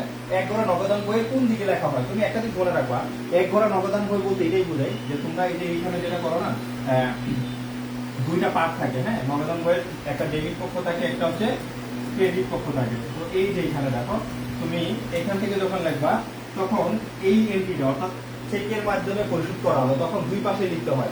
অর্থাৎ তুমি যখন চেকের মাধ্যমে পরিশোধ করছো তাহলে তোমার ব্যাংক কমে গেছে, বুঝতে পারছো, ব্যাংক কমে গেছে, আর ওদিকে অপর দিকে কি হয়েছে, দেনাদার কমে গেছে। তো তোমার প্রত্যেকটা এন্ট্রি, অর্থাৎ ১ গড়া নগদান বই যে কোনো এন্ট্রি, হ্যাঁ ১ গড়া নগদান বই আমি এমনিতে বলি, লিখি না, ১ গড়া নগদান বই যে কোনো এন্ট্রি যদি বাকিতে না ঘটে নগদে সংগঠিত হয় তাহলে দুই পক্ষে লিপিবদ্ধ হবে, নগদ বা ডেবিট পক্ষ এবং ক্রেডিট পাশে দুই পক্ষেই লিপিবদ্ধ হবে, মানে দুই পাশে লিখতে হবে। আমি আবারও বলি, যদি কোনো লেনদেন নগদে সংগঠিত হয় তাহলে ১ গড়া নগদান বইতে দুই পাশে লিখতে হবে, আর যদি বাকিতে সংগঠিত হয় সেটা আসবেই না, নগদান বইতে আসবেই না, ঠিক আছে। তাহলে আনসার কোনটা হবে 16। এরপরে দাও কারিগরি বারটা কোথায় দেখানো উচিত, দেখো নগদান বইয়ে জাবেদাতে চালান জামিন, মনে রাখবা কারিগরি বারটা কোনো হিসাবে আসে না, কোনো হিসাবে দেখানো হয় না, দেখানো হয় না, শুধুমাত্র চালান, মনে রাখো এটা ভালো করে, এটা কিন্তু তোমাদের নাই, বইও পাইবা না, আমি লিখে দিচ্ছি দেখো, এই দুটা জায়গায় বাদে কোথাও দেখানো হয় না। কারিগরি বার্তা এই দুটা জায়গা বাদে কোথাও দেখানো, একটা হচ্ছে চালান আর একটা হচ্ছে কি ক্যাশ মেমো। হ্যাঁ, এই দুটা বাদে আর কোথাও দেখানো হয় না। আরো দেখানো হতে পারে, ধরো তোমার হচ্ছে কি আছে ডেবিট ভাউচার। হ্যাঁ, ডেবিট ভাউচার যেটা খরচ, আর একটা হচ্ছে কি ক্রেডিট ভাউচার, এইগুলাও দেখাইতে পারে। হ্যাঁ, এগুলাও আসতে পারে, তবে মেন হচ্ছে এই দুটাই, চারটাই মনে রাখো যে সর্বপ্রথম এই দুইটাই হচ্ছে আসে না। এরপরে যদি অপশনে থাকে তাহলে তোমার হচ্ছে এই যে দেখো কি বলতেছি আমি, আসে না মানে আসবে, অর্থাৎ ডেবিট ভাউচার আর ক্রেডিট ভাউচার, অর্থাৎ এই চারটাতে তোমার হচ্ছে কি হয় কারিগরি বার্তাগুলা মানে দলিল পত্রে লিখিত হয়, কিন্তু কোনো যাবতীয় হিসাবে যাবে না, নগদানে যাবে না, জাবেদাতে যাবে না, রেয়ামিলে যাবে না, শুধুমাত্র কিসে আসবে চালানে, কিসে আসবে চালানে। এখন এরপরে যায় ওই বাপরে বড় চলে কি বলছে দেখি, এখানে বলছে প্রাপ্য হিসেবে ডেবিট 900 টাকা, নগদান হিসাব ডেবিট 100 টাকা। আচ্ছা, এবং বিক্রয় হিসেবে ক্রেডিট 1000 টাকা। উক্ত জাবেদার জন্য নিচের কোন লেনদেনটি প্রযোজ্য? মানে বুঝতে পারছো, প্রাপ্য হিসাব ডেবিট করছে 900 টাকা, নগদান হিসাব ডেবিট করছে 100 টাকা এবং বিক্রয় হিসাব ক্রেডিট করছে 1000 টাকা, তাহলে কি হবে জাবেদা? বলো, পারবা জাবেদা করতে? তাহলে বিক্রয় যদি করো তাহলে তোমার কি হচ্ছে, বিক্রয় হিসাবে কি হচ্ছে ভাইয়া দেখো তো, বিক্রয় হিসাব হচ্ছে ক্রেডিট, বিক্রয় হিসাব হচ্ছে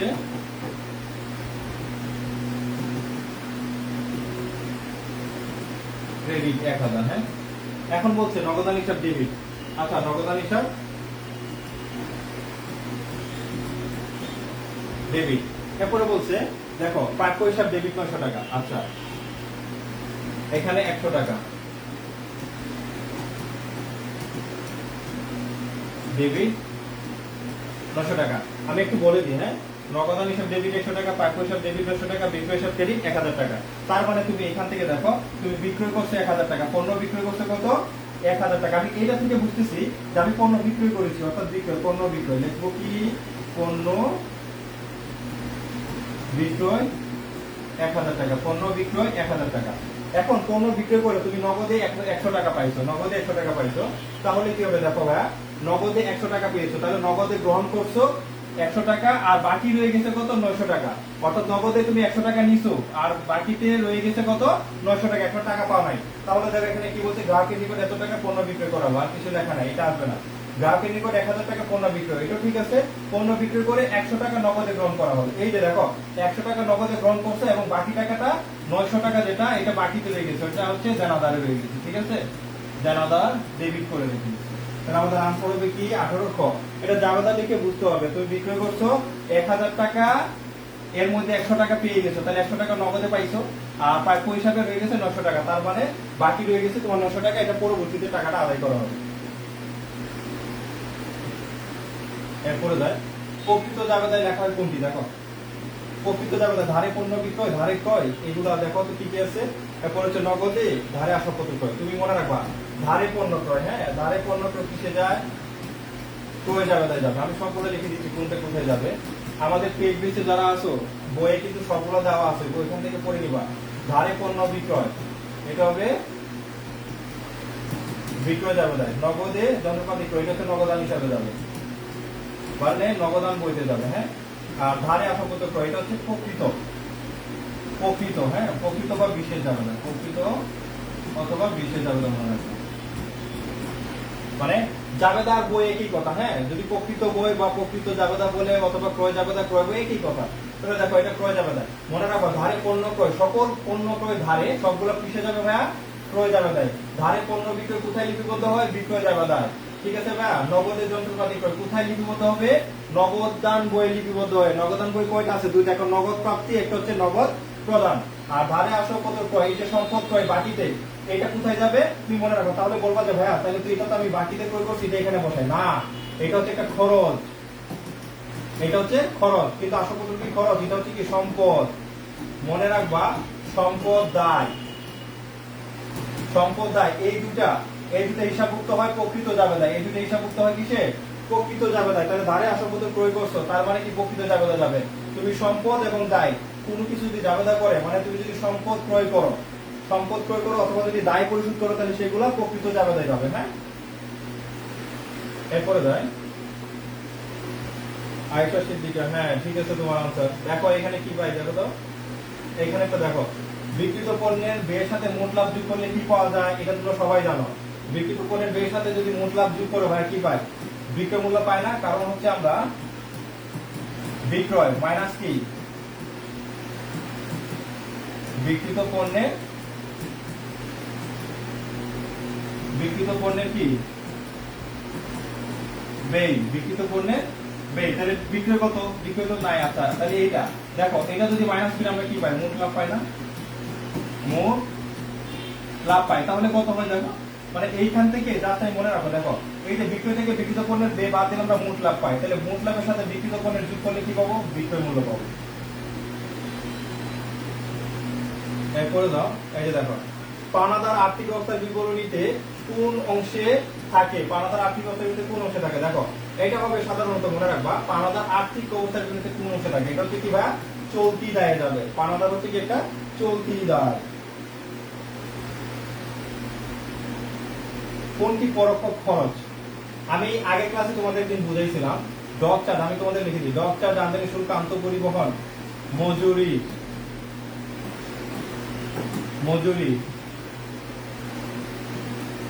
জাহাজ ভাড়া, এইটা নোট করে নিতে পারো। এই পাঁচটা হচ্ছে প্রত্যক্ষ খরচ, এই পাঁচটা হচ্ছে প্রত্যক্ষ খরচ, আর পৃথিবীতে যা আছে, হ্যাঁ বাকি যা আছে সবগুলো হচ্ছে কি পরোক্ষ খরচ, বাকি যা আছে সবগুলো হচ্ছে পরোক্ষ খরচ। তুমি এটা জেনে রাখো, ডক চার্জ, আমদানি শুল্ক, আন্তঃপরিবহন, মজুরি, জাহাজ ভাড়া, এগুলো হচ্ছে প্রত্যক্ষ খরচ, আর বাকি যেটা সেটা হচ্ছে পরোক্ষ খরচ, মানে বাকি এর বাইরে যা থাকবে সব পরোক্ষ খরচ।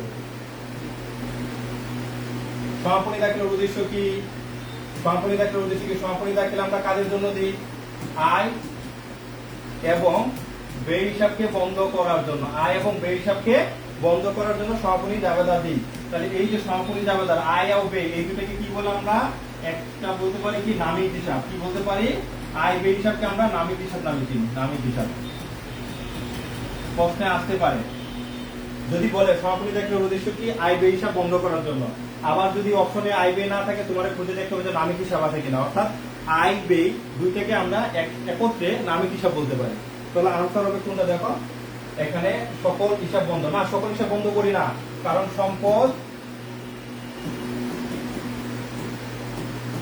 সম্পদ দায় আরেকটা কি থাকে মূলধন, এগুলো আমরা বন্ধ করি না, বন্ধ করি শুধুমাত্র এই দুইটা। তাহলে আমাদের আনসার হবে কি আয় ব্যয় হিসাব, মানে আয় ব্যয় হিসাব বন্ধ করা হয়। এরপরে দাও, এই যে দেখো সমাপনী দাখিলা দেওয়ার পর কোন হিসাবে শূন্য জোর দেখাবে, কোন হিসাবে শূন্য জোর দেখাবে, তুমি একটা জিনিস চিন্তা করো, সমাপনী দাখিলা দেওয়ার পর কোন হিসাবে যে শূন্য হবে, তুমি সমাপনী দাখিলা দিবা কিসের জন্য, আয় আর ব্যয়ের জন্য, আর সমাপনী মানে কি বন্ধ করে দেওয়া, তাই না? তাহলে আয় আর ব্যয় যখন তুমি জাবেদা দিবা তখন কি হবে ভাইয়া, আয় এবং ব্যয় এই দুটা যে টাকা কি হয়ে যাবে, শূন্য হয়ে যাবে, কোনো জেড থাকবে না, কারণ এটা বন্ধ করে দিচ্ছ। তারপরে এখানে আনসার হবে কি, দেখো অনুপার্জিত আয় হবে নাকি সেবা, নাকি বিলম্বিত, নাকি অগ্রিম ব্যয়, কি হবে ভাইয়া, আয় হবে। এই যে আয়, আমরা আয় এবং ব্যয়কে বন্ধ করার জন্য সমাপনী জাবেদা দিই, যে জাবেদা দিলে পরে আয় এবং ব্যয়ের যে শূন্যে পরিণত হয়ে যাবে।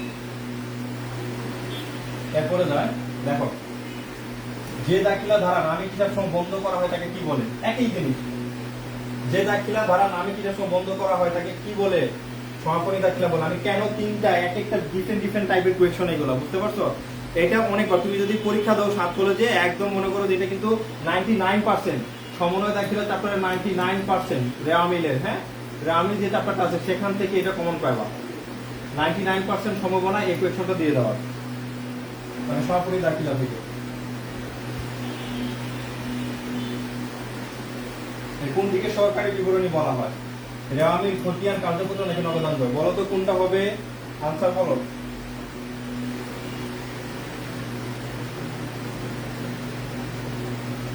বলো এটা আনসার কি হবে বলো,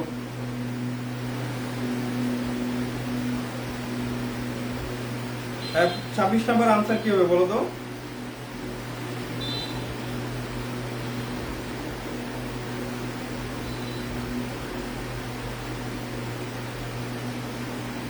পঁচিশের বি, 25 তো হয়েছে, 26টা বলো, 26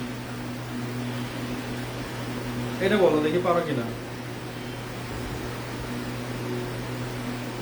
26টা বলো ভাই একটু। 26-এর বি বলছো, খতিয়ান বলছো। আর কেউ কিছু বলবা? কোনটিকে সহকারী বিবরণী বলো? আর কেউ কিছু বলবা? একজন আনসার বলছো 26-এর বি, গুড। আর কেউ বলবা? এই মাহফুজ আহমেদ কই তুমি? আনসার বলো কি হবে। দেখো 26-এর বি সবাই বলবা, হ্যাঁ আমি এটাই জানি। দেখো এই জন্য আমি এটা নিয়ে এসেছি তোমাদের জন্য। দেখো সহকারী বই ভাইয়া, সহকারী বই আর সহকারী বিবরণী দুটো আলাদা জিনিস। সহকারী বই যদি বলে তাহলে তুমি খতিয়ান আনসার করে দিতে পারো, কিন্তু সহকারী বিবরণী বলছে এখানে। কি বলছে? সহকারী বিবরণী। তুমি একটা জিনিস দেখো যে আমি কি বিবরণী না, খতিয়ান কি বিবরণী না, নগদান কি বিবরণী না, তাহলে বিবরণী কোনটা? কার্যপত্র। মনে আছে? কার্যপত্র করা হয় একসাথে, তুমি মুনাফার পরিমাণ জানতে পারবা, সম্পদ দায় মালিকানা সত্ত্বের পরিমাণ জানতে পারবা। অর্থাৎ বড় একটা ছক, যে ছকে নিট মুনাফা বের করা হয়, সম্পদ বের করা হয়, দায় বের করা হয়, মালিকানা সত্ত্ব বের করা হয়। বুঝছো? প্রশ্নটা বুঝতে হবে। তুমি যদি প্রথমে আনসার পেয়ে যদি বলো যে এটার আনসার তো বি হবে, তুমি এটা ভালো করে দেখবা কোনটিকে সহকারী বিবরণী বলা হয়। হ্যাঁ, তোমরা একজনও সঠিক আনসার দিতে পারো না, একজনও সঠিক আনসার দিতে পারো না। সবাই বলছো যে খতিয়ান, খতিয়ান হবে না। এখানে সহকারী বই বলে নাই, বলছে কি সহকারী বিবরণী। বিবরণী মানে কি? খতিয়ান। এই কার্যপত্র দেখো, এই কার্যপত্র কিসের জন্য করা হয়? নিট মুনাফা সম্পদ দায় মালিকানা সত্ত্ব জানার জন্য করা হয়। তাহলে আনসার হবে কি? কার্যপত্র।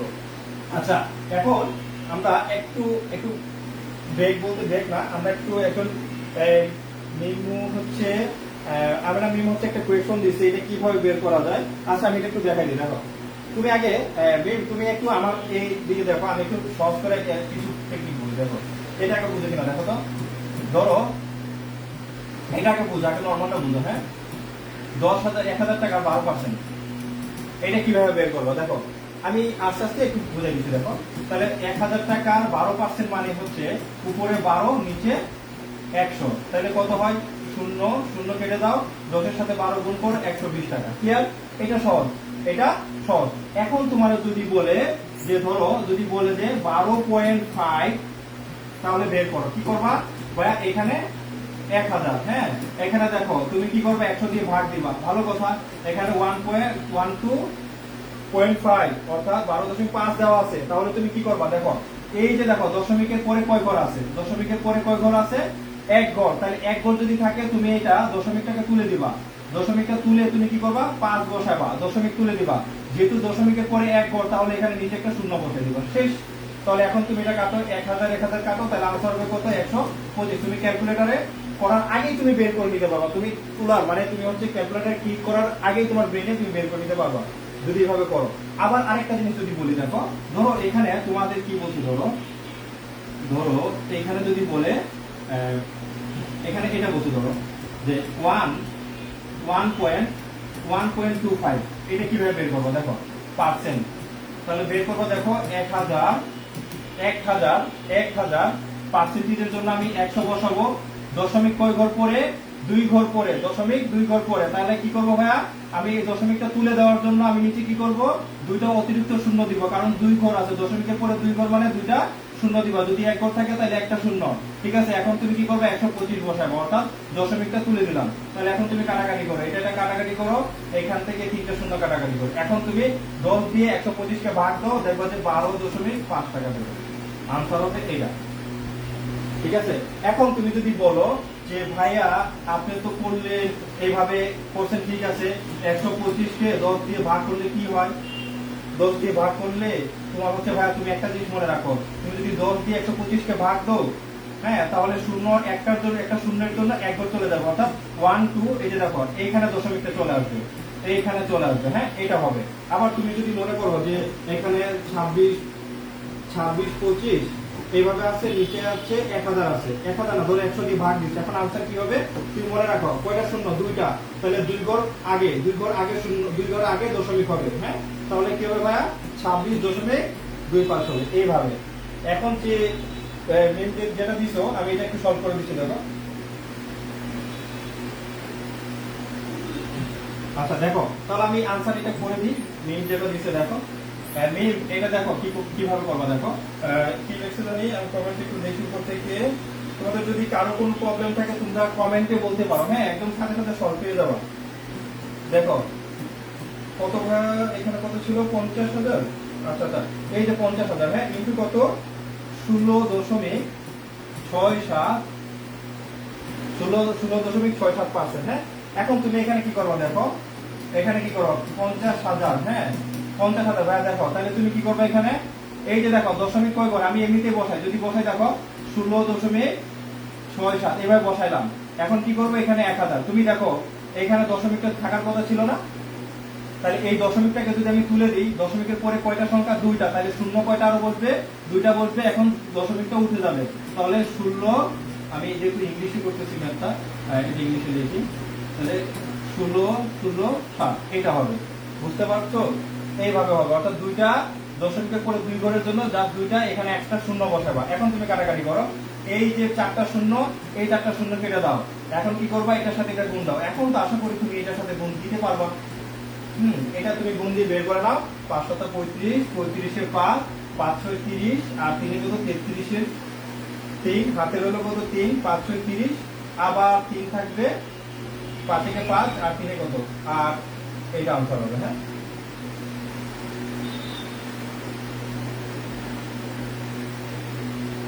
এমিন বুঝতে পারছো? আচ্ছা দেখো তো এটা ক্লিয়ারলি বুঝতে পারছো কিনা, মিম বলো।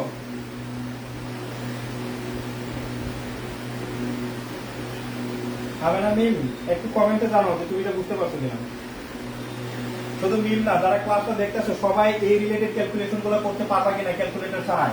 আমি যেটা বললাম এইভাবে করবা, তাহলে কখনো তোমার হাজার বড় ফ্র্যাকশন দিয়ে দিল, ধরো দশমিকের পরও যদি তোমার কোনো পার্সেন্টেজ দেওয়া থাকে, তুমি খুব ইজিলি বের করতে পারবে। জাস্ট এই টেকনিকটা মনে রাখবা।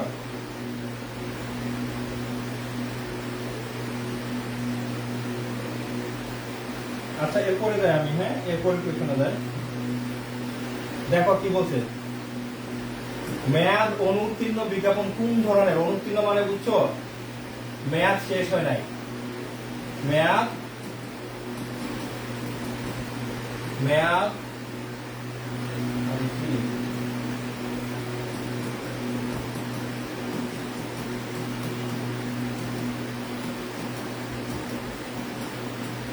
অনুত্তীর্ণ মানে মেয়াদ শেষ হয়নি।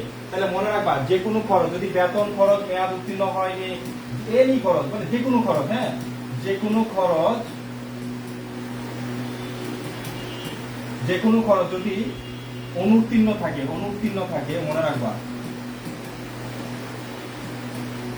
অনুত্তীর্ণ থাকে, তাহলে সেটাকে আমরা বলি বিলম্বিত মুনাফা জাতীয় ব্যয়। যে কোনো খরচ যদি তোমার অনুত্তীর্ণ থাকে, মানে মেয়াদ শেষ না হয়ে থাকে, অগ্রিম টাকা দিয়ে থাকো, সেটাকে আমরা বিলম্বিত মুনাফা জাতীয় ব্যয় বলতে পারি।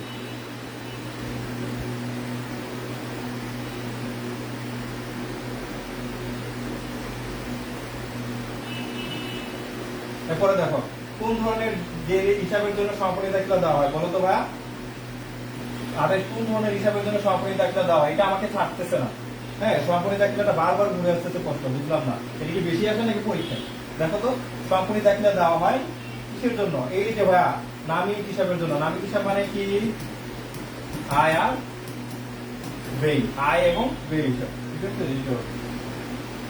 আনসার হবে 28 এরপরে দাও, এই যে দেখো এখানে কি লেখা আছে, গ্যাপ। গ্যাপ এর পূর্ণরূপ কি, গ্যাপ এর পূর্ণরূপ কি, গ্যাপ এর পূর্ণরূপ হচ্ছে জেনারেলি অ্যাকসেপ্টেড অ্যাকাউন্টিং প্রিন্সিপালস। দেখো এই যে ভাই এটা একটু মনে রাখবা, হ্যাঁ। আনসার হবে আমাদের এইটা, জেনারেলি অ্যাকসেপ্টেড অ্যাকাউন্টিং প্রিন্সিপাল, এটা হবে।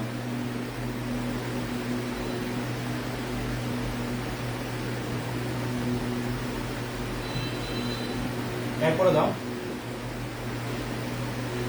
দেখো হিসাব বিজ্ঞানের কোন নীতি অনুযায়ী আয়ের বিপরীতে ব্যয়কে চার্জ করা হয়।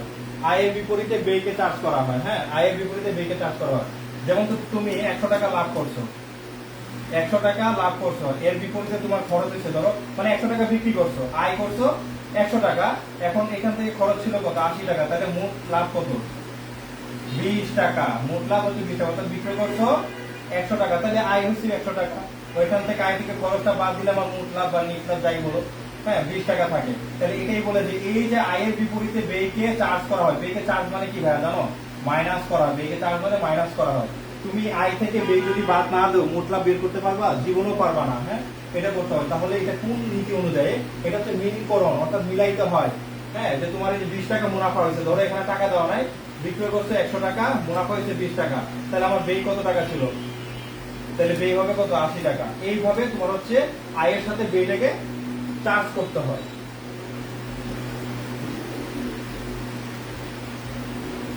দেখো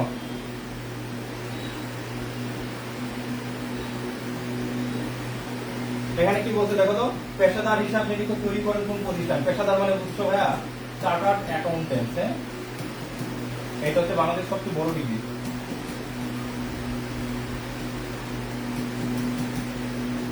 চার্টার্ড অ্যাকাউন্টেন্ট। এটা কারা ডিগ্রিটা প্রদান করে? কারা ডিগ্রিটা প্রদান করে? আইসিএবি। হ্যাঁ, আইসিএবি, এটা মনে রাখবা, আইসিএবি। আমাদের যারা পেজ বেচে যারা ক্লাসটা করো, আমার কাছে বইটা আছে কিনা দেখি।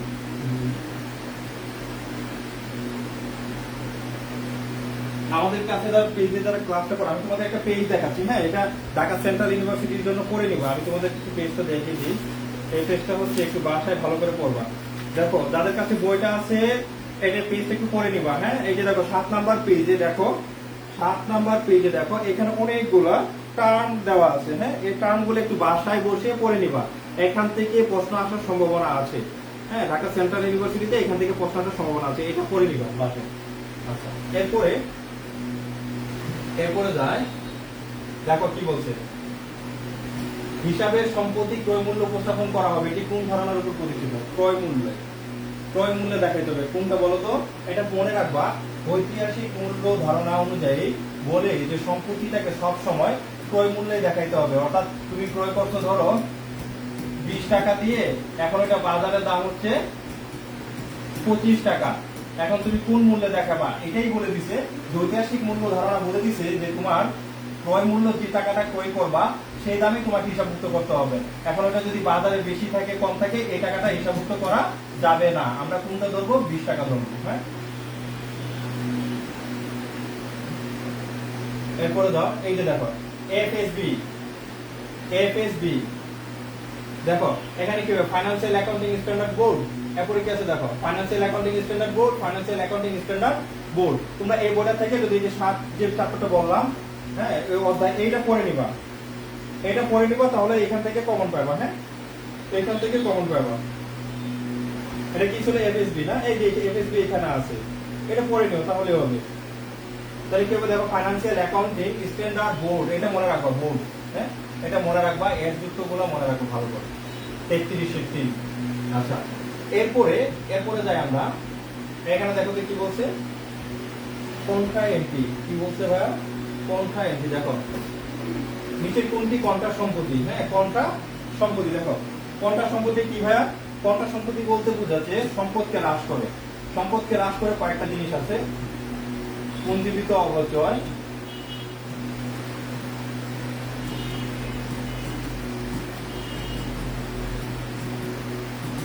আর অনাদায়ী পাওনা সম্পত্তি। এই দুইটাকে বলে কন্ট্রায়ের সম্পদ। হ্যাঁ, মানে কন্ট্রা মানে কি? বিপরীত সম্পদ, বিপরীত, অথবা প্রতি সম্পত্তি বলা হয়। এই দুটা নাম মনে রাখো বাংলা, প্রতি সম্পত্তি অথবা বিপরীত সম্পত্তি অথবা কন্ট্রা এন্ট্রি, কন্ট্রা সম্পত্তি। এইগুলা এই দুইটা সম্পত্তি বলতে মানে সম্পদের বিপরীত হিসাব, যেটা সম্পদকে হ্রাস করে দেয় সেইগুলা। অর্থাৎ অনাদায়ী পাওনা সম্পত্তি কাকে হ্রাস করে? দেনাদারকে হ্রাস করে। আর পুঞ্জীবিত অপচয় কাকে হ্রাস করবে? এটা হচ্ছে কোন একটা সম্পদ, ধরো আসপত্র থাকলে আসপত্রকে কমাই দিবে, আসপত্র থাকলে আসপত্রকে কমাই দিবে। হ্যাঁ, এটা হচ্ছে 34 ক। এরপরে দাও, ব্যাংক সমন্বয় বিবরণী কখন তৈরি করা হয়? ব্যাংক সমন্বয় বিবরণী কখন তৈরি করা হয়? এটা মনে রাখো ভাই, হিসাবকালের নির্দিষ্ট তারিখে করা হয়। হ্যাঁ, এটা করার জন্য কখনো কোনো কিছু আগে থেকে সময় থাকে না, মানে সময় সিলেক্ট করা থাকে নির্দিষ্ট তারিখ। এটা মনে রাখো, নির্দিষ্ট তারিখে। এই আচ্ছা, তোমরা বুঝতে পারতেছো তো? আমি খুব স্পিডে, এগুলো থিওরি তো এত সময় ব্যয় করতেছি না। হ্যাঁ, এগুলো খুব স্পিডে বুঝতে হবে। দেখো ব্যাংক সমন্বয় বিবরণী তৈরি করে, ব্যাংক সমন্বয় বিবরণীকে কি বলা হয়? ব্যাংক সমন্বয় বিবরণীকে কি বলা হয়? এটাকে বলা হয় ভাইয়া মেইলকরণ বিবরণী। কি বলা হয়? মেইলকরণ বিবরণী। এই যে দেখো এখানে কি বলছে, ব্যাংক কর্তৃক ধার্যকৃত চার্জ 500 টাকা বলে নগদান বইতে দুইবার লেখার ফলে ব্যাংক সরণিতে গড়মিলের পরিমাণ কত হবে? তুমি এটা জিনিস দেখে রাখো।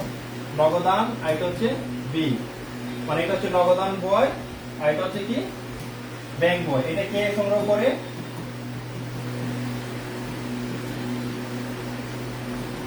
আমানতকারী। এটা কে তৈরি করবে?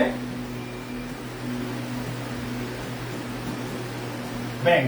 এটা কে তৈরি করবে? ব্যাংক। এদিকে কে তৈরি করবে? এটা আমানতকারী। অর্থাৎ একটা জিনিস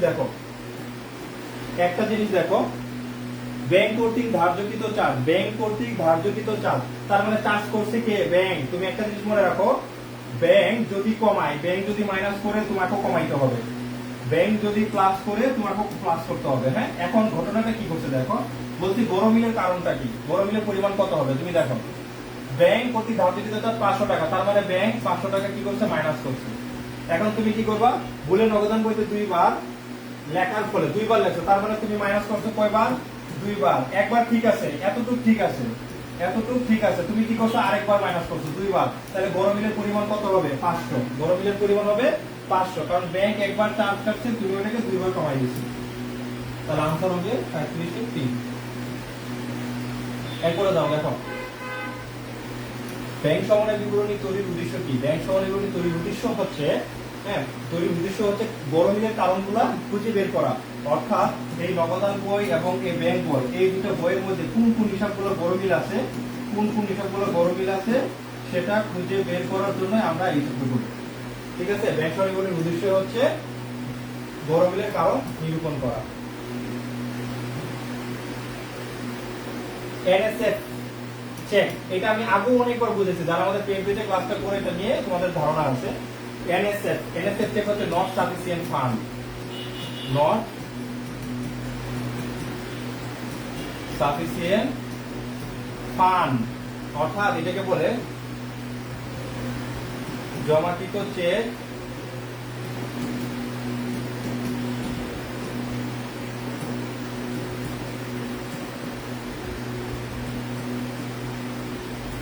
জমাকৃত চেক প্রত্যাখ্যান, নট সাফিসিয়েন্ট ফান্ড, জমাকৃত চেক প্রত্যাখ্যান, জমাকৃত চেক প্রত্যাখ্যান। তাহলে ভাই এই জমাকৃত চেক প্রত্যাখ্যান এটা কি জিনিস দেখো, আমি একটু বলে দিই। হ্যাঁ, আমি আগেও করাইছি, এরপরে তোমাদেরকে একটু যেটা আলোচনা করার দরকার মনে হয় আমার, সেটাকে আমি বারবার হলেও করে দিই। দেখো, এটা হচ্ছে তোমার ব্যবসায় প্রতিষ্ঠান, এটা হচ্ছে তোমার ব্যাংকে একটা অ্যাকাউন্ট আছে, ধরো সোনালী ব্যাংকে, ধরো এটা সোনালী ব্যাংক। এরপর এটা তোমার ব্যবসা প্রতিষ্ঠান, এটা ধরো সাভার, আমরা যেখান থেকে ক্লাস নিচ্ছি। আর তুমি ধরো তুমি চট্টগ্রামে আসো, সিইউ লিখে দিই। হ্যাঁ, চট্টগ্রাম, মানে না চট্টগ্রামে, এটা ধরো, এটা যেটা সাভারের থেকে এটা ধরো গাবতলী ছিল কিনা যায় না, নিউ মার্কেট লিখে দিই। অর্থাৎ তোমার ব্যাংকটা অবস্থিত কোথায়? New market. এখন তুমি একজন রহিমের কাছে টাকা পাইতাই, রহিমের কাছে ধরো 10,000 টাকা পাইতাই, এই 10,000 টাকা পাইতাই, সেই 10,000 টাকা তোমার দেই নাই, মানে তার কাছে কেস টাকা নাই। তখন সে বলছে কি, ভাই তুমি এক কাজ করো, আমার কাছে টাকা নাই কেস, তুমি এক কাজ করো, এই চেকটা আমি লিখে দিচ্ছি, এখানে 10,000 টাকা লেখা আছে, আর এর নাম ছিল ধরো সুমন, ধরো আমার নামই সুমন, তো সুমন লিখে দিলাম, এই সুমন লেখা আছে এখানে, মানে তার সিগনেচার দেওয়া আছে সুমন। অর্থাৎ এই চেকটা যদি মনে করো এই প্রতিষ্ঠানের মালিক ছিল রহিম, ধরো আমরা আমাদের স্টুডেন্টের একজনের নাম বলি মাহফুজ, ধরো এই প্রতিষ্ঠানের নাম ছিল কি? মাহফুজ। তাহলে এই মাহফুজ কি করছে? এই যে চেকটা, সুমনের কাছে চেকটা পেয়েছে, এখন এই চেকটা কি করবে? ও কি মনে করো যে পানিতে ধুয়ে খাবে, নাকি হচ্ছে কারাইয়ের তেল দিয়া, হ্যাঁ, ওইখান থেকে মনে করো যে ভেজে খাবে? এমন তো করবে না। সেই করবেটা কি, এই চেকটাকে কোথায় গিয়ে জমা দিবে? তার ব্যাংকে অ্যাকাউন্ট আছে কোথায়? সোনালী ব্যাংকে। এই সোনালী ব্যাংকে 10,000 টাকার চেকটা দিল। এখন এই চেকটা যখন দিছে, এই চেকের টাকাটা বলছে যে আমার আদায় করে দিবা। তাহলে সোনালী ব্যাংক, এই যে সোনালী ব্যাংক, হ্যাঁ, এই সোনালী ব্যাংক হচ্ছে চেকটা সোনালী ব্যাংকে চলে গেছে, অর্থাৎ সোনালী ব্যাংকের চেকটা জমা আছে। এই সোনালী ব্যাংক কার কাছ থেকে টাকা আদায় করবে? আমার কাছ থেকে আদায় করবে, এই যে সুমনের কাছ থেকে আদায় করবে। এখন কথা হলো, এই যে সুমন, আমার ব্যাংকে মাত্র 5 টাকা আছে। এখন বলো তো, এই 5 টাকা যে আছে, ব্যাংক কি কখনো আমার কাছ থেকে 10,000 টাকা আদায় করতে পারবে? আমার ব্যাংকে অ্যাকাউন্টে ছিল কত? 5 টাকা। আমার ব্যাংক অ্যাকাউন্টে ছিল 5 টাকা, অথচ তাকে আমি 10,000 টাকা লিখে দিয়ে দিয়েছি, অর্থাৎ চিট করেছি তার সাথে, ঠিক না? প্রতারণা করেছি। তাহলে এই যে চেকের টাকাটা যে ব্যাংক আদায় করতে পারতেছে না, কেন পারতেছে না? কারণ সুমনের ব্যাংক অ্যাকাউন্টে যথেষ্ট পরিমাণ টাকা জমা নেই। এটাই কি করছে, এই চেকটা যখন টাকা আদায় করতে পারবে না, ব্যাংক তোমাকে ফেরত দিয়ে দিবে। এটাই বলছে, তুমি জমা দিছো, জমাকৃত মানে জমা দিছো আবার চেক প্রত্যাখ্যান করে দিছো, ওই যে ফেরত দিয়ে দিল, তোমাকে ফেরত দিয়ে দিছে আবার চেকটা, হ্যাঁ এই চেকটা ফেরত দিয়ে দিছে, তখন তুমি এই চেকটা নিয়ে আবার সুমনের বাসায় যাবা, মাহফুজ আবার সুমনের বাসায় যাবে, এটা হচ্ছে জমাকৃত চেক প্রত্যাখ্যান। এরপরে দাও দেখো ডেবিট মেমোরেন্ডাম কে তৈরি করে, আমি আগে বলেছি ডেবিট মেমোরেন্ডাম কে প্রস্তুত করে, ডেবিট মেমোরেন্ডাম, আরেকটা হচ্ছে কি ক্রেডিট মেমোরেন্ডাম।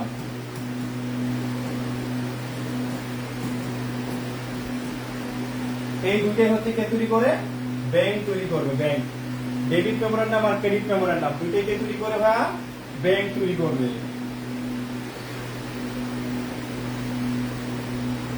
আচ্ছা এরপরে যায়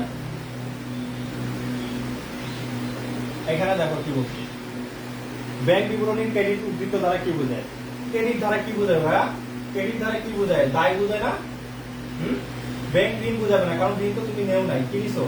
ব্যাংক বিবরণী ক্রেডিট উদ্ধৃত, ব্যাংক বিবরণী ক্রেডিট উদ্ধৃত যদি তুমি, ডেবিট উদ্ধৃত মানে কি সম্পদ, আর ক্রেডিট উদ্ধৃত মানে কি দায়, তাহলে দায় বলে কি হবে, ব্যাংক জমাতিযুক্ত হবে ভাইয়া, ব্যাংক জমাতিযুক্ত। এখানে যদি ডেবিট দিয়ে থাকতো তাহলে তো আমাদের আনসার খ, যেহেতু ব্যাংক জমাতিযুক্ত বলছে আনসার হবে এই যেটা, হ্যাঁ ক্রেডিট উদ্ধৃত বলার কারণে আমাদের হবে কি ব্যাংক জমাতিযুক্ত। ব্যাংক জমাতিযুক্ত মানে কি, তোমার ব্যাংকে ধরো 10 টাকা, 10,000 টাকা ছিল, হ্যাঁ তোমার ব্যাংকের লেনদেন ভালো, পরে তুমি হঠাৎ কি করছো, ব্যাংক থেকে টোটাল 30,000 টাকা উত্তোলন করছো, তোমার ব্যাংকে ছিল আগে 10, তুমি আরো অতিরিক্ত 20,000 টাকা বেশি উত্তোলন করে ফেলছো, এই যে 20,000 টাকা ব্যাংক পাবে সেটাকে আমরা বলি কি বা ব্যাংক জমাতিযুক্ত। তোমার ব্যাংকে কত ছিল 10,000, তুমি ব্যাংক থেকে উত্তোলন করছো 30,000, এখন ব্যাংক তোমার কাছে পায় কত 20,000, এই 20,000 টাকা হচ্ছে ব্যাংক জমাতিযুক্ত।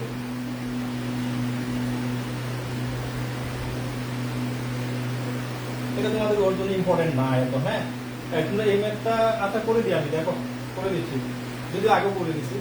নগদান বইমতো ব্যাংক জমা উদ্ধৃত 20,500 টাকা আদায়ের জন্য জমা এত টাকার চেক প্রত্যাখ্যাত হইতে যায়, হিসাবভুক্ত হয়নি, ব্যাংক বিবরণী ব্যাংক ব্যালেন্স কত হবে, তাহলে এটা হচ্ছে এন, এটা হচ্ছে কি বি, তাহলে ব্যাংক জমা নগদান বই মোতাবেক ব্যাংক জমা উদ্ধৃত, তাহলে এই পাশে কত ছিল 20,500। এখন একটা চেক তুমি জমা দিছো, এই যে 10,500 টাকার চেকটা জমা দিছো, তাহলে জমা দিছো ও যদি ওই যে দেখো আগের মতো ধরো সুমন চেক দিছে কাকে, মাহফুজকে, মাহফুজ গিয়ে ব্যাংকে জমা দিছে, ব্যাংকে জমা দেওয়ার পর কি করছে, ব্যাংক তাকে প্রত্যাখ্যান করে দিছে, তার মানে ব্যাংক যদি চেকটা যদি অ্যাকসেপ্ট করতো, টাকা আদায় করতো, তাহলে তার অ্যাকাউন্টে 10,500 টাকা বাড়াই দিত, কিন্তু যেহেতু ব্যাংক এটা অ্যাকসেপ্ট করে নাই, ফেরত দিয়ে দিছে, তার মানে ব্যাংক কমে গেছে, বুঝতে হবে ব্যাংক কমে গেছে, অর্থাৎ টাকাটা আদায় করতে পারে না, তাহলে তুমিও কি করবে, এখন তোমার কাজ কি ব্যাংক থেকে কমাই দেওয়া, তাহলে 10,000 টাকা 10,500 টাকা কি করবা, কমাই দিবা, তাহলে আনসার হবে কত 10,000, আনসার হবে 10,000।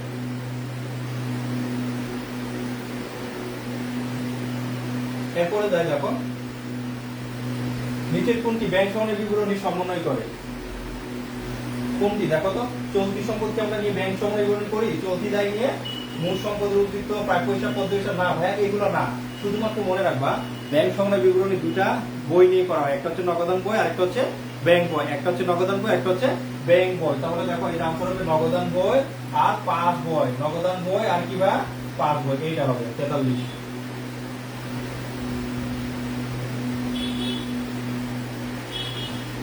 দেখো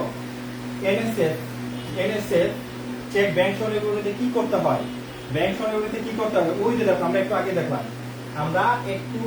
দেখলাম, দেখো তো এটাই হচ্ছে যে জমাকৃত চেক প্রত্যাখ্যান, কোথায় ছিল, এই যে জমাকৃত চেক প্রত্যাখ্যান, হ্যাঁ এই যে প্রত্যাখ্যান যেটা ছিল এটা হচ্ছে এনএসএফ চেক, এটা হচ্ছে এনএসএফ চেক, তাহলে এনএসএফ চেক কি করলাম আমরা, নগদান থেকে আমরা কি করলাম মাইনাস করলাম, মনে রাখবো নগদান বই থেকে মাইনাস করলাম, তাহলে আনসার ওইখানে কি হবে ভাইয়া, এখানে কি হবে ওই এই যে এখানে এনএসএফ চেকটা ব্যাংক সমনের কি করা হয়, আমরা কি করলাম, তুমি আগের প্রশ্নটা একটু ভালো করে মনোযোগ দিয়ে দেখবা, যখন ক্লাসটা শেষ হয়ে যাবে যদি না বুঝো আবার রিভিউ দেখবা, হ্যাঁ রিপিট মানে বারবার দেখার চেষ্টা করবা, তাহলে দেখো এখানে কি হয়, এনএসএফ চেক ব্যাংক সমনের কি করবো ভাই, আমরা নগদান বইয়ের সাথে কি করছি মাইনাস করছি, নগদান বই দিতে হচ্ছে বিয়োগ হবে, এই যে ভাই এটা, হ্যাঁ মানে তুমি উপরে যদি কোয়েশ্চনটা যদি বুঝো তাহলে এটাও পারবা, হ্যাঁ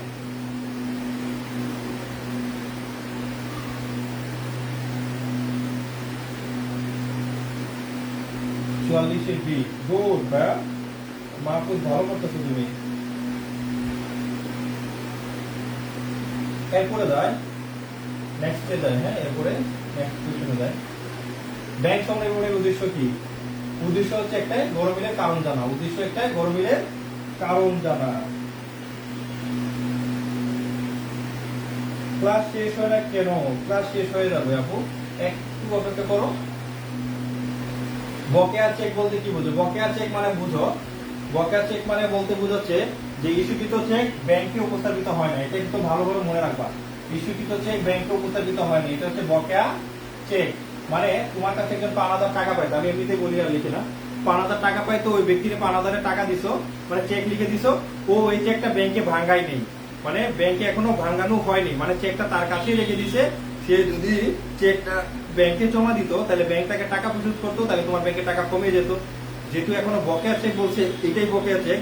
যে চেকটা তুমি তাকে লিখে দিয়ে দিছো, মানে ইস্যু করে দিছো আর কি, তারিখ ডেট সবকিছু লিখে দিয়ে দিছো যে রহিমকে এত টাকা পরিশোধ করবেন, সিগনেচার দিয়ে দিচ্ছে। এখন ওই চেকটা কি করছে, ব্যাংকে যা ভাঙানো হয় না, মানে সে ব্যাংকে উপস্থাপন করে নাই, তাহলে এটাকে বলি আমরা কি, ইস্যুকৃত চেক ব্যাংকে উপস্থাপিত না হওয়া, বকেয়া চেক। দেখো, ক্রয় ফেরত দেওয়া মিলের ক্রেডিট পাশে দেখানো হয় কেন? মনে রাখবা, খরচ হ্রাস করে এমন কয়েকটি উপাদান আমি বলে দিই।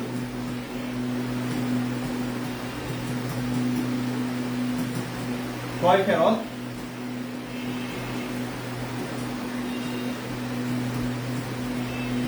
ক্রয় বার্তা, খরচ হ্রাস করে, হ্যাঁ, আর আয় বৃদ্ধি, আয় হ্রাস করে, এরকম উপাদান আমি লিখে দিতে। দেখো, এগুলো প্রয়োজনে আসতে পারে।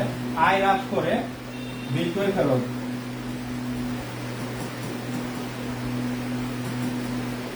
একটা হচ্ছে কি বিক্রয় বার্তা।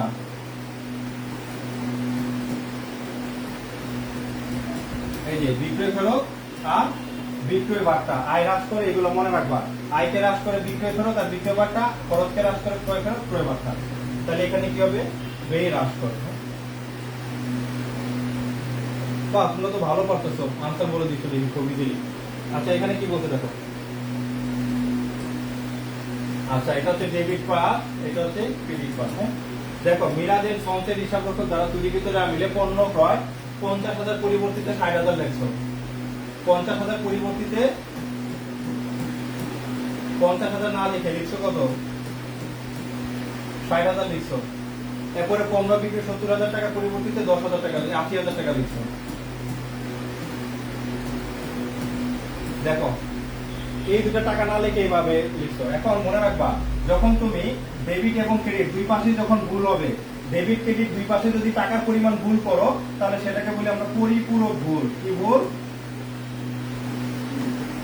পরিপূরক ভুল। তাহলে আমাদের আনসার হবে কত? ও, পরিপূরক ভুল হবে। হ্যাঁ, দেখো, অনিশ্চিত হিসাব একটি কি, অনিশ্চিত হিসাব একটা কি দেখো তো, স্থায়ী হিসাব। ক্লাস করতে চায় না, আর কিছু অনেক বড় ক্লাসের সমস্যা, একটা বড় ক্লাসে গেলে তুমি ক্লাস না করে ক্লাস নিব চলতি হিসাব, সাময়িক হিসাব, সঞ্চয় হিসাব। দেখো, আমাদের হবে কি সাময়িক হিসাব। কি হবে? সাময়িক হিসাব হবে। দেখো, আরেকটা কোয়েশ্চন সলভ করবো। দেখো, দেখো, আরেকটা কোয়েশ্চন আগে সলভ করার আগে এখানে অনেকে কমেন্ট করতেছো যে ক্লাস কখন শেষ হবে। দেখো, তোমরা কি আমাদের পে পেজে ভর্তি আছো, তোমরা টাকা পে করছো, টাকা আমরা পেয়ে গেছি। এখন যদি তোমাদের ক্লাস না নিই, তাহলে তোমরা কিছুই করতে পারবে না। আমাদের নিজেদের দায়বদ্ধতা থেকে,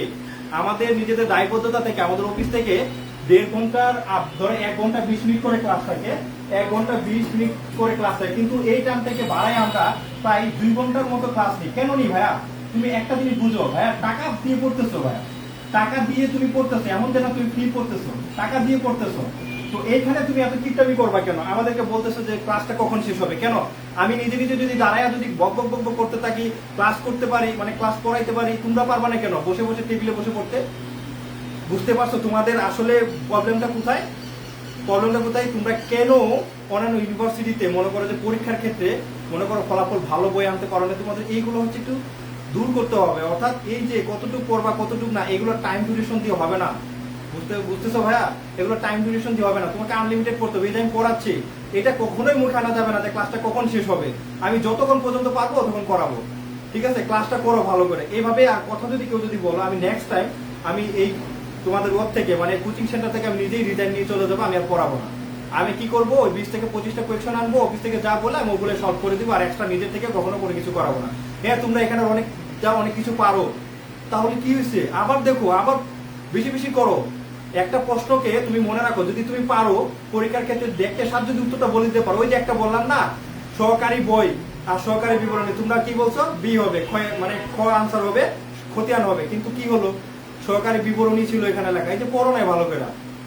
তো এইভাবে তোমরা যদি নেক্সট টাইম যদি কেউ কোনো কমেন্ট করো যে তোমরা আর ক্লাসটা কখন শেষ হবে ভাইয়া, আর করতে পারতেছি না, টায়ার্ড, ক্লান্ত, তাহলে আমি নিজেই মনে করে কোচিং থেকে আমি রিজাইন দিয়ে চলে যাবো, আমি জীবনও তোমাদেরকে আর অ্যাকাউন্টিং ক্লাস আমি তোমাদের নিব না। ঠিক আছে, এক ভালো করে পড়াশোনা করো, আর বেশি দিন নাই, সেকেন্ড টাইম প্রিপারেশন নিচ্ছ, এটা মাথায় রাখবা, সেকেন্ড টাইম নিচ্ছ, জীবনের একটা রিস্ক নিচ্ছ, একটা বছর লস করছো, একটা বছর লস মানে বুঝো তুমি, একটা বছর লস মানে বুঝো তুমি, একটা বছর নিজের জীবন থেকে হারিয়ে যাওয়া, একটা বছর নিজের জীবন থেকে হারিয়ে যাওয়া। এই একটা বছরের জন্য মানুষ অনেক কিছু হারিয়ে ফেলে, তোমরা এইটা ভাবতেছো না। এই যে আমি ধরো, আমি তোমার বলি, দেখো আমি মানে আসলে মনের কথা কি বলবো, যারা আমাদের মতো যারা ফার্স্ট টাইমার ছিল, যারা চান্স পায় নাই, তাদের অনেকের প্রেমিকা ছেড়ে চলে গেছে, চান্স হয় না, এরকম অনেকেই আছে, চান্স পায় নাই, ছেড়ে চলে গেছে। এইটার জন্য তুমি সেকেন্ড টাইম প্রিপারেশন নিচ্ছ, তোমার মাথাকে ভাবতে হবে, তোমার নিজেকে আগে ভাবতে হবে যে তুমি সেকেন্ড টাইম প্রিপারেশন নিচ্ছ, সর্বোচ্চটা দিয়ে পড়তে হবে। না হলে কিন্তু বলে দিলাম, কেউ যদি আর এরকম যদি কথা বললে, আমি কিন্তু নিজে একদম তোমাদের পেট বেঁচে যে গ্রুপ আছে আমি ওইখান থেকে কিন্তু বের করে দেবো, কাউকে রাখবো না। ঠিক আছে, পড়লে ভালো করে পড়তে হবে। আমি যদি রাত 12টা পর্যন্ত ক্লাস নিই, রাত 12টা পর্যন্ত ক্লাস করতে হবে। ঠিক আছে, অজুহাত দেখানো যাবে না। এটা দেখো কি বলছে, মানে ওই যে অন্যান্য কোচিং সেন্টার গুলো পড়ে কি ধরো টাইম ডিউরেশন থাকে, 1 ঘন্টা ক্লাস করাইলো, সপ্তাহে একটা ক্লাস, এরকম একটু আলোচনা করে দিবে, এটা করে দিবে, দ্যাটস ফাইন না, ঠিক আছে, ক্লাস ভালো করেছে, অনেকগুলো কোয়েশ্চেন সলভ করেছি, এগুলো ভালো লাগছে না না, ভালো লাগছে না। অনেক কোচিং সেন্টার আছে, তুমি যাচাই বাছাই করতে পারো, সেকেন্ড টাইম অনেকগুলো কোচিং সেন্টার পাইবা, দেখো এতগুলো ম্যাথ, এবং তোমরা যদি কোনো প্রবলেম বলো, এমন কেউ আসো যে কোনো কিছু একটা প্রবলেম আমাকে ইনবক্স করছো বা কমেন্টে করছো, আমি তোমাদের বলে দিই, আমি তোমাদের সকল প্রশ্ন সমাধান করে দিছি। আমি চেষ্টা করি যাতে তোমাদের অনলাইনে পড়ার ক্ষেত্রে তোমাদের কোনো ক্ষতি না হয়, অফলাইনে করলে তোমরা যে বেনিফিটটা পাইতাই, যে প্রশ্নের সমাধান পাইতাই, আমি সেইগুলো কারেকশন করে তোমাদেরকে বলি যে তোমরা যাতে কোনো কিছু যদি বাসায় না বুঝো কোনো মেয়ে, তুমি আমাকে ইনবক্স করতে পারো, এবং ইনবক্স করলে আমি সকল প্রশ্নের আনসার দিয়ে থাকি। এই যে আজকে একজন কমেন্টে বলছে, আমি কিন্তু আনসার করে দিছি। ঠিক আছে, প্রশ্ন ভালো করে পড়ো, আর নেক্সটে আর এরকম কথা কেউ বলবা না, যদি বলো তাহলে খবর আছে। দেখো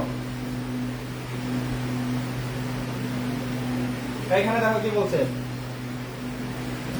মুনাফা জাতীয় ব্যয়কে মূলধন জাতীয় ব্যয় লেখাকে কি ধরনের ভুল বলা হয়, মুনাফা জাতীয় ব্যয়কে মূলধন জাতীয় ব্যয়, এই যে দেখো এটা কি হবে, মূলধন জাতীয় ব্যয়কে মুনাফা জাতীয় ব্যয়, অথবা মুনাফাকে মূলধন জাতীয় ব্যয় হিসেবে দেখানো, মানে এই মুনাফা জাতীয়কে মূলধন হিসেবে দেখানো এবং মূলধনকে মুনাফা জাতীয় ব্যয় হিসেবে দেখানো, এটাকে বলে নীতিগত ভুল। যেমন ধরো আসবাবপত্র ক্রয়কে পণ্য ক্রয় হিসাবে হিসাবভুক্ত করা হয়েছে, আসবাবপত্র ক্রয়কে পণ্য ক্রয় হিসাবে হিসাবভুক্ত করা হয়েছে, অথবা ক্রয় 10,000 টাকার পণ্য ক্রয় আসবাবপত্র হিসাবে লিপিবদ্ধ করা হয়েছে, যে খরচটাকে সম্পদ বানিয়ে দেওয়া বা সম্পদ হিসাবে লিপিবদ্ধ করা, অথবা খরচটাকে সম্পদ হিসাবে লিপিবদ্ধ করা, অথবা সম্পদটাকে খরচ হিসাবে লিপিবদ্ধ করে দেওয়া, এগুলোকে বলি আমরা নীতিগত ভুল। আরো কিছু প্রশ্ন আছে, আমি সলভ করবো, একদম কেউ এখান থেকে ক্লাস থেকে যেতে পারবো না, যদি যাও তাহলে কিন্তু আমি সবাই দেখতেছি এখানে, খবরদার। দেখো তোমরা যারা ঢাকা সেন্ট্রাল ইউনিভার্সিটি পরীক্ষা দিবা, একটু শুনো, এখন আমি ম্যাথ করাচ্ছি না, একটু কথাগুলো বুঝো। ঢাকা সেন্ট্রাল ইউনিভার্সিটিতে যারা পরীক্ষা দিবা, DCU, এইটাতে যারা পরীক্ষা দিবা, আমি এখানে লিখে দিই, একটু কথাটা আমার শুনো। DCU তে যারা পরীক্ষা দিবা, তারা ফার্স্ট পেপার, আমি আবার বলি, দেখো ওয়ান্স পেপার ভালো করে পড়বা, এখান থেকে তোমার 15টা কোয়েশ্চন পাবা, 15টা পাবা, বাকি 5টা পাবা সেকেন্ড পেপার থেকে, সেকেন্ড পেপার থেকে।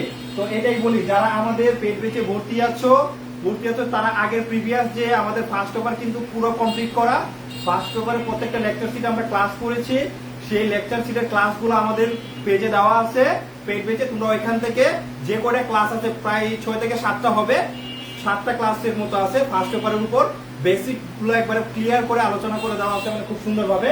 তোমরা ওই 7 থেকে মানে 6 থেকে 7টা ক্লাস, ওই ক্লাসগুলো ধরে ধরে বাসায় করবা, সময় করে দিন 16 দিন না, এই 16 দিনের মধ্যে এই 6 থেকে 7টা ক্লাস ভালোভাবে খাতায় নোট করে করে বাসায় পড়বা, তাহলে দেখবা যে এখান থেকে তুমি খুব ইজিলি 15টা আনসার করতে পারতেছো, ঠিক আছে। এরপর আছে সেকেন্ড পেপার। সেকেন্ড পেপার হচ্ছে 5টা কোয়েশ্চন যেটা আসবে, আমি নেক্সট ক্লাসে নেক্সট 2টা ক্লাস পাবো তোমাদের জন্য, যেহেতু 16 বাকি আছে, নেক্সট 2টা ক্লাস পাবো। এই 2টা ক্লাসে আমি তোমাদের সেকেন্ড পেপারের উপর আমি কোন কোন জায়গা থেকে আসবে সেগুলো আমি ক্লিয়ার করে দিব। এখন বাসায় বসে আমাদের সামনে বুধবার পর্যন্ত তোমরা এই ফার্স্ট পেপারের যে ক্লাসগুলো আছে এগুলো বাসায় ভালো করে পড়বা, ঠিক আছে। আজকের ক্লাসটা এখান থেকেই থাকবে, আর পড়াবো না। সবাই ভালো থাকো, সুস্থ থাকো, আসসালামু আলাইকুম।